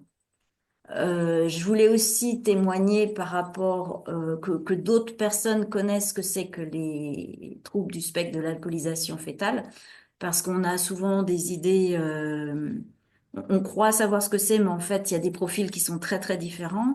Et dans le cas de mon fils, par exemple, si c'est pas une amie sage-femme qui avait eu une sensibilisation sur ce sujet-là, jamais j'en aurais entendu parler. Il y avait aucun médecin, et même encore après, il y a encore des médecins qui quelquefois ont douté. Il a fallu que je donne le diagnostic pour qu'ils recherchent éventuellement et qu'ils disent, ah oui, ça pouvait être aussi comme ça se voit pas, quoi. Donc ça, c'était aussi pour ça que je tenais à témoigner. Et puis,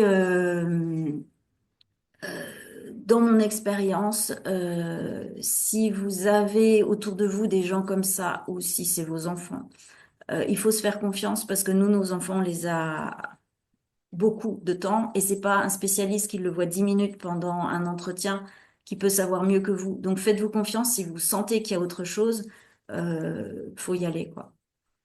Voilà.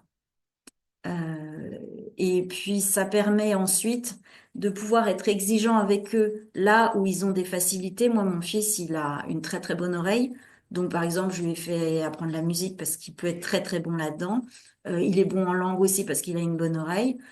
Par contre, bon, l'organisation, le rangement de sa chambre, je suis toujours derrière parce que ça, ça sera toujours un peu compliqué, quoi. Voilà, c'était tout ce que j'avais à témoigner. Après, je peux répondre aux questions. Bien. Merci Olga. Ça, ça a duré combien de temps pour toi? Enfin, pour lui, plus exactement. Euh, Je crois qu'en 2 ans, on avait fait le maximum. Enfin, l'évolution avait été hyper impressionnante, même en une année, en fait. Mhm. Bon, c'était tellement impressionnant avant. Les semelles, surtout, ça a été impressionnant. Et puis, oui, j'ai quand même pas dit, mais je vais frimer un peu pour lui. Il fait quand même du sport en compétition. Donc ça, on était loin de ça quand il était petit, quoi. Il Mhm. fait du wakeboard et ça, c'est quand même grâce à toute cette rééducation. Ce qui était compliqué, et je pense que à l'adolescence, ça doit être vraiment compliqué. Lui, il avait 12 ans, donc ça allait encore. Mais à partir de 15 ans, ça a été beaucoup plus compliqué de, de lui dire, ben, pense à ton sommeil, c'est le sommeil qui fera que, voilà. Donc, puis bon, on sait que pour nos enfants, il y a aussi d'autres choses qui arrivent après. Donc, bon. Mhm. Et les semelles, ils continuent à en avoir. Les choses sur les dents sont toujours collées. Les lunettes, par contre, il n'a plus besoin. Là, il n'a plus les prismes. Mhm. Ça fonctionne comment ces prismes? Parce que j'avoue que je comprends pas très bien. C'est un peu magique pour moi, ça. Alors, si tu veux, ça dévie un tout petit peu la perception de l'espace, et donc du coup, ça va provoquer un petit mouvement de l'œil, puisqu'on change hein, la façon dont on perçoit. Et t'as ces chaînes proprioceptives qui vont de l'œil au pied. Et donc, du coup, ça provoque un petit réflexe. Ouais, enfin, voilà, c'est un petit peu... toi, quand tu vas regarder sur le côté, tu tournes pas l'œil. En fait, l'œil, tu commences avec l'œil et l'œil entraîne la tête. Mais en fait, c'est ce que tu fais avec ces prismes, hein. Tu changes légèrement la perception de l'espace pour provoquer un petit mouvement réflexe. Et tu rétablis donc la posture et la tension musculaire, le schéma corporel après au travers du mouvement. Et pareil avec les semelles, hein, tu leurres, tu trompes le cerveau et donc il va redistribuer le tonus musculaire différemment. C'est des leurres, hein, on le trompe Mm. et, Ouais. et parce qu'on le trompe, ça va lui permettre de reprogrammer le schéma corporel. Mm. Quand il était petit, quand je revois les photos maintenant, c'était tellement évident sur les photos, il avait toujours une épaule un peu plus haute et puis un peu plus penchée en avant. Et du coup, il avait toujours mal au dos parce que la colonne, elle était tordue. Et à partir du moment où il y a eu les lunettes, au début les lunettes et les semelles, ça a été déjà de le remettre en comme ça. Et puis après de le remettre plus penché comme ça derrière. Et à partir de ce moment-là, il a plus besoin, il avait plus cette fatigue-là. Donc c'est énorme pendant la journée de plus avoir tout cette fatigue tout le temps, d'avoir mal partout. Et ça a été quelque chose où aujourd'hui il se dit, tu te rends compte à cette époque-là, j'avais quand même tout le temps quelque chose. J'étais tout le temps en train de me plaindre, j'étais pas bien, quoi. Ah oui. Et ça aujourd'hui, il le sent. C'est-à-dire que il ne part jamais sans ses semelles. Et ça, peut-être que ça sera pendant longtemps, hein. Alors régulièrement, on les change en fonction de quand il grandit, s'il prend du poids, s'il en perd, etc. Et le type de chaussures qu'il a. Et puis parce qu'elles s'usent quand même. Mhm. Et ça, c'est quand même un coût, hein. C'est 180 € les semelles. Là où on va, je sais pas, Corinne. Ouais, moi, c'est à peu près du même Ouais. ordre, hein. Donc après, voilà, c'est remboursé un peu par la mutuelle, pas tout. Là, autant l'ophtalmo, moi, ça a toujours été remboursé.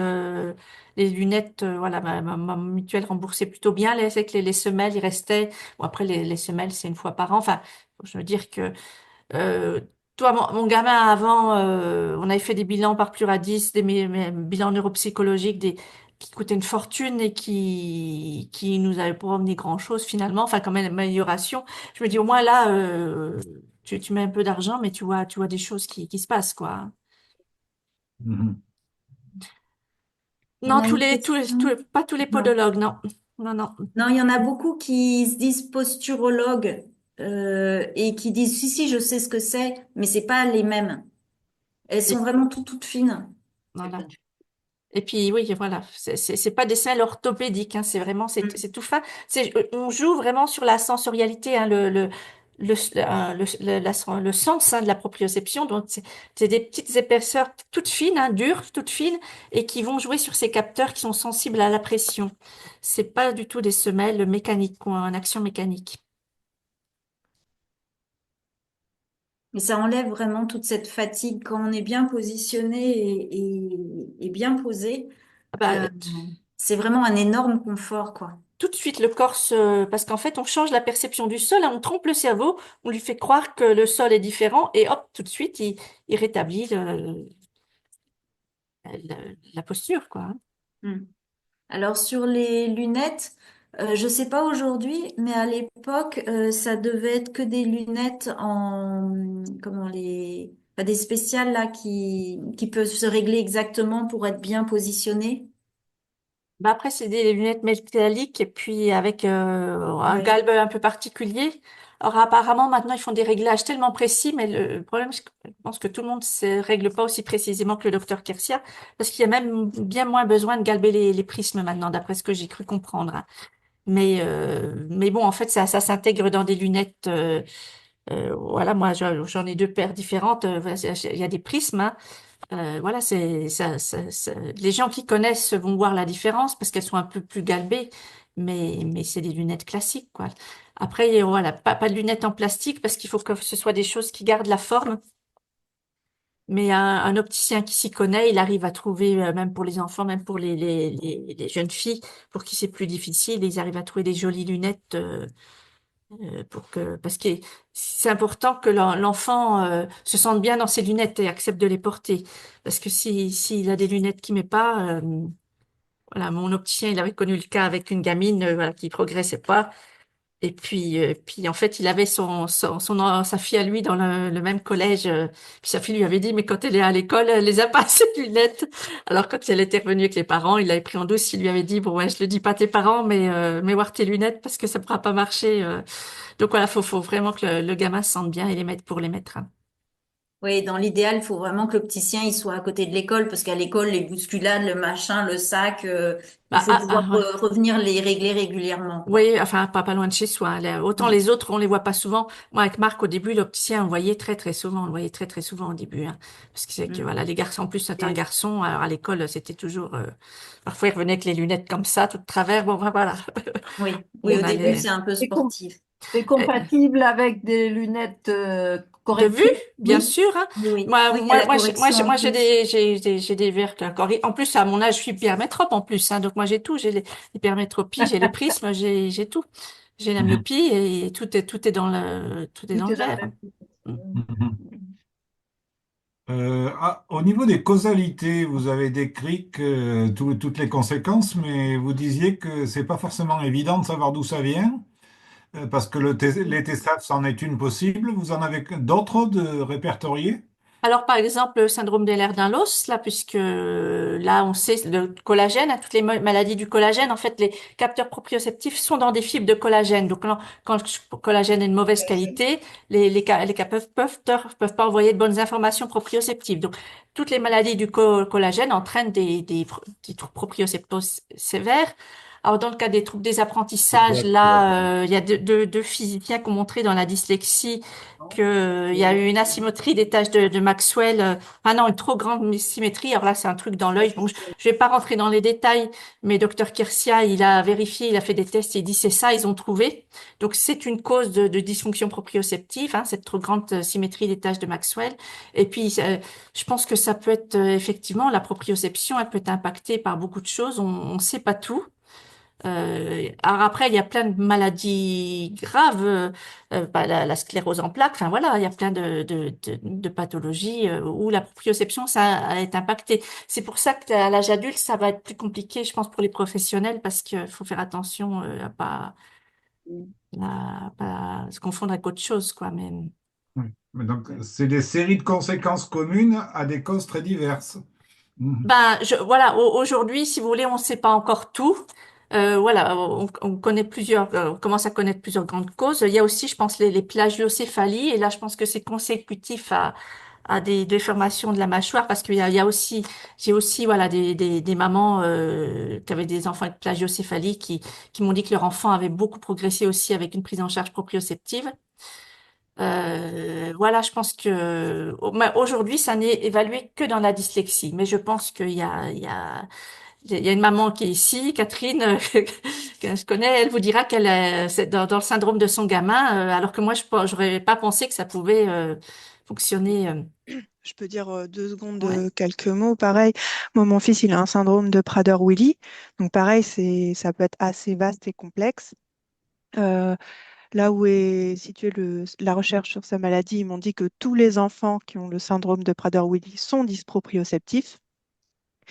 Il y a quasiment personne, enfin, je connais personne dans l'association de notre maladie qui a testé le traitement proprioceptif, mais moi, Colin, mon fils qui a 10 ans, là, ça a été incroyable. Et aujourd'hui, ce qui l'a le plus aidé dans sa vie, c'est clairement ça, quoi. Et il continue de se transformer de façon incroyable, c'est-à-dire que en un an, il est passé d'une écriture bâton, moche, tout ce qu'on veut, à une écriture cursive, jolie, quoi, et calibrée. Donc, je connais personne, en fait. Pareil, les semelles aussi, nous, ça a été incroyable en maternelle, alors qu'il faisait la sieste toutes les après-midi, parce que donc trop fatigué avec toutes ces informations pas cohérentes. Eh ben, il a arrêté de faire la sieste. Il est rentré dans les apprentissages de l'école, alors qu'en grande section, avant, ça lui volait au-dessus de la tête, mais complètement, quoi. Juste les lettres, les chiffres, ça lui parlait pas. Là, il rentrait dans les apprentissages. Dans la rééducation, bah, il continuait de progresser. Et voilà, et tout a été comme ça. Il avait des troubles de la déglutition avec les ALF au bout d'un mois, alors que ça faisait un an qu'on travaillait dessus, que j'étais en phase de deuil par rapport à ce problème-là. Au bout d'un mois après les ALF, le problème a disparu. Donc voilà, c'est que des choses comme ça. Mm.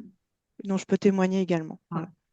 C'est que j'ai pas parlé Merci, du Catherine. problème de la bouche, hein, parce que c'est tellement vaste et voilà, pour pas compliquer trop les choses. Mais effectivement, la proprioception, elle est aussi dans la bouche, hein, donc ça peut avoir un impact et sur la déglutition et sur l'apprentissage de la parole, puisque pour produire des sons, il faut bouger sa bouche et savoir comment la bouger. Donc la proprioception peut vraiment avoir des impacts très très vastes, encore plus vastes que ceux que je vous ai présentés. Je, Oui, c'est je vois intéressant une de question. regarder ce qu'avait enregistré le docteur Kersia par rapport aux troubles du sommeil, parce que dedans, il parle aussi des maladies enfin, toutes les maladies infantiles, du fait d'avoir la bouche ouverte pendant la nuit ou à l'extérieur. S'il y en a qui sont concernés par ça, Ah ben. c'est assez explicite. Enfin, j'arriverai pas à le réexpliquer, mais c'est bien Ouais, fait. et en plus, ce qu'il va expliquer, c'est qu'en fait, en plus, ça va empêcher les choses de se développer comme il faut. Alors, les enfants peuvent parfois avoir des grosses amygdales. Ça va être aussi le nez, hein, les cloisons nasales, tout ça, ça va mal se développer. Enfin, il va y avoir des impacts en série, et c'est terrible, hein, voilà. Et qu'en fait, après, il y a des choses quoi, qui sont mal formées et du coup, vous ne reviendrez pas dessus quand vous prendrez tard, alors que si on prend l'enfant tôt. C'est pour ça, mon rêve à moi, c'est qu'on en arrive un jour à prendre ces gamins, enfin, à qu'on contrôle la proprioception comme la vie aujourd'hui, hein, en, Oui. en dernière année de maternelle, parce que quand ils sont trop petits, on peut pas, parce qu'en fait, bon, Olga l'a vu, son fils a passé, faut être capable de répondre à des questions, un tout petit peut pas. Mais je pense que en dernière section maternelle, on pourrait tester les gamins et puis les aider avant même qu'ils aient des difficultés. Et un jour, ça se passera comme ça, dans 30 ans peut-être. Et moi, ça me désole qu'on ait tant de mal à avancer dans notre pays là-dessus, alors qu'on a justement des chercheurs très en avance. Et voilà, c'est comme ça, Bien, malheureusement. il y a une question Oui. question pour un diagnostic de TSAF. Où et qui sont les professionnels qui s'en occupent? Alors, les professionnels qui s'en occupent sont les neuropédiatres. Euh, Ou, ben ça dépend de la région où vous habitez. Nous avons aussi des bonnes adresses, on va dire. Liste sur le site. Mais je dirais contactez-nous si vous voulez avoir des réponses plus précises. Parce que ça dépend des régions, ça dépend de l'âge. Si c'est pour un enfant, on peut à peu près partout en France, à peu près, vous donner des adresses. Si c'est pour un grand ado, 17, 18 ans et au-delà, là, ça devient beaucoup plus compliqué. Mais Mais c'est n'hésitez super pas. important de le faire, donc on trouve des solutions. Oui, oui, on Mm. a toujours moyen de trouver des solutions. Et après, autre question, est-il possible d'avoir des semelles pour proprioception quand il y a déjà nécessité de port de semelles orthopédiques? Alors, je crois qu'ils peuvent arriver à mettre plusieurs choses, hein, mais peut-être que la proprioception est moins efficace pour le coup parce que s'il y a beaucoup d'épaisseur. Mais apparemment, j'ai déjà eu, on m'a déjà dit que c'était possible de mettre plusieurs corrections sur une semelle. Après, je sais pas si c'est aussi efficace que des semelles proprioceptives uniquement, hein. Ça, faudrait voir Il avec un faut, podologue. il faut vraiment demander au podologue. Mm. Enfin, le mieux, c'est quand même de passer par vous avant par rapport au podologue, parce que moi, ça m'est arrivé d'avoir un podologue qui me dit si, si, je connais, et puis en fait, c'était pas ça du tout. Mhm. À la fin de l'entretien, j'ai compris qu'en fait, il savait pas du tout et que c'était pas la bonne personne, quoi. Mhm. Permettre sur Ouais. ce sujet-là, les semelles, bah, du coup qu'on a vu que ça marchait si bien sur notre fils, on a voulu faire un bilan, moi et le papa, et on en a eu. Moi, je les ai plus besoin. Et donc le papa, lui, en fait, bah, il avait pris tellement de mauvaises compensations. Donc il avait des semelles orthopédiques. Et les semelles posturales, bah, vu qu'il est plus âgé, son corps a du mal à les accepter. Donc, ça lui crée d'autres douleurs. Dans ce que lui a proposé le posturologue, c'est d'alterner les deux semelles, en fait. Voilà. Mhm. Après, moi, je pense que pour un enfant, tu peux pas recabler le schéma corporel si tu mets pas. Enfin, euh, tu vois, là sur un, enfin, j'en sais rien, mais Oui, à oui, mon je avis, suis pour d'accord. moi, ça me pourrait pas marcher parce que justement, on arrive à recréer ces schémas neuronaux, à recabler le schéma corporel, parce qu'on donne tous les jours les mêmes informations. Si le cerveau il a une information un jour, une autre le lendemain, il va pas pouvoir se recabler. Enfin, Mm. après, voilà, à l'âge de votre mari, c'est peut-être pas le même objectif, quoi. Mm. Mhm. Oui. C'est certain qu'on a appris à compenser quand on est plus vieux et que par conséquent, retrouver un bon schéma, ça doit être un peu plus compliqué. Ben, Après, chez l'adulte, on n'a pas la plasticité cérébrale des enfants, donc Ah oui. ça résout pas tout. Par contre, c'est bien. Moi, je suis traitée. Hein, j'ai cette chance-là, c'est que le docteur Kersia, il accepte de prendre les parents des enfants qui traitent, parce que sinon, il prend pas d'autres adultes. Et c'est vrai que tout ce qui est douleur, tout ce qui est, c'est quand même, c'est presque magique. Hein, mm. voilà, même si ça résout pas toutes les difficultés. Voilà, moi qui ai toujours eu du mal à conduire, et en fait, je pense qu'il y a maintenant un tel passif de où je me suis fait peur que voilà, ça m'a pas résolu. Donc voilà, c'est pas une baguette magique, mais ça aide bien quand même. Mm. Ok, bien. Il y a pas d'autres questions? Catherine, tu peux peut-être redire comment faire pour contacter l'asso s'il y a des gens qui sont Oui, intéressés bien sur cette sûr. question. L'asso est joignable sur l'adresse vivre avec le SAF tout attaché @sfr.fr ou par notre site internet vivreaveclesaf.fr. Vous nous trouvez sur internet très facilement. Et puis par l'intermédiaire de Corinne également, qui a notre adresse maintenant. Donc voilà. Puis, s'il n'y a pas Voilà. d'autres questions, on s'arrête là? Ouais, enfin, moi, je trouve très intéressant ce partage de connaissances entre associations. Et ce que je regrette, c'est qu'avec les associations de 10, il n'y ait pas possibilité voilà, d'échanger comme avec vous. Et même vous avec des associations de 10 d'autres, parce qu'effectivement, je pense que Oui, c'est pas bah, culpabiliser les familles que de leur dire que, ma foi, ça existe. on a déjà du mal à se faire reconnaître dans la sphère des troubles du Ben oui, neurodéveloppement. je vois bien. Et je trouve je trouve ça bien dommage, parce que du Et- coup, c'est oui, des oui. enfants qui pourraient t'aider de manière différente et plus tôt. Enfin, Alors, effectivement, on n'a pas, à part, bon, on a le cas de Olga et de son fils qui semble prouver que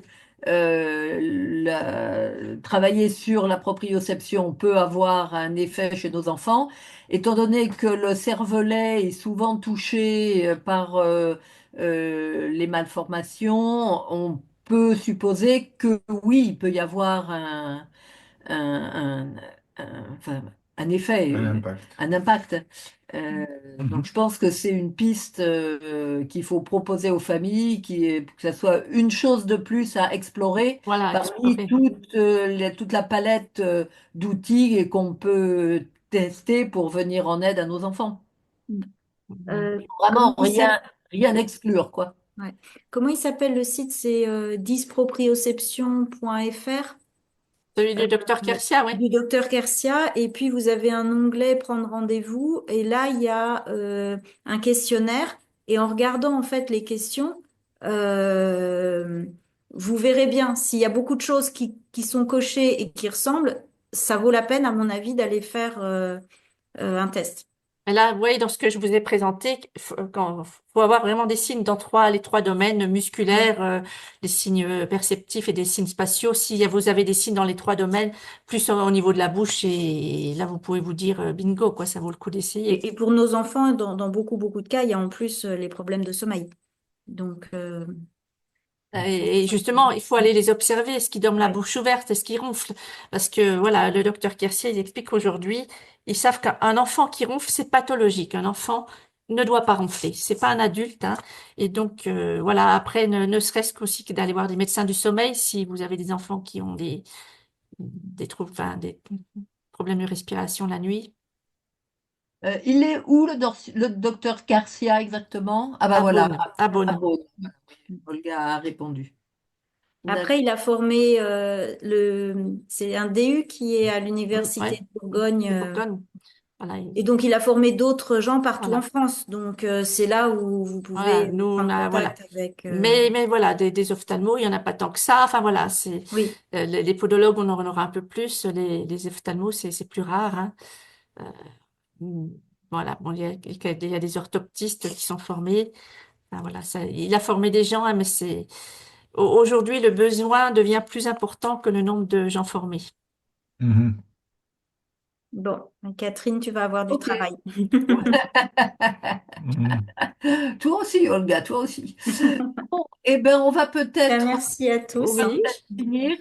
Merci beaucoup, Corinne. En tout cas, c'était vraiment une riche idée que de faire cette conférence en commun parce que moi, j'ai découvert vraiment un univers. ah oui, Mhm. mais Moi, moi à aussi, hein. 33 ans maintenant, c'est un petit peu tard, je pense, pour lui faire faire une rééducation. Mais je pense qu'à l'époque, ça lui aurait bien servi parce que qu'est-ce qu'il a pu tomber lui aussi. Mhm. Mhm. Voilà. Bon, eh Et bien, sur le scolaire, c'est vrai que leur offrir une possibilité de réussir aussi bien que ah, les ben, bien autres, sûr. Ben c'est énorme, quoi. Sur leur confiance en eux. La conscience, pour le reste. le fait de se sentir mieux dans son corps, vous vous sentez Mm. tout de suite plus en confiance, hein, enfin, vous êtes plus à l'aise dans votre corps, enfin, ça Et change puis tout. être capable de lire comme ça, Ouais, bah oui. Mhm. sans rater des bouts de lettres, c'est... Sans sauter de ligne. Ouais, Bon, ah ouais, voilà, ça c'était ce que Thomas faisait souvent. Il ouais. commençait sur une ligne, puis il continuait sur l'autre. Mm. Mais Ouais. ça, maintenant, il fait plus, Ah ouais. le mien. Et alors qu'il était à fond là-dedans, quoi. Comme quoi, ça vaut la Ok. peine de chercher et puis d'essayer. Ouais, ouais. Mm. Bon, eh ben, il ne nous reste plus qu'à vous souhaiter à tous de bonnes fêtes.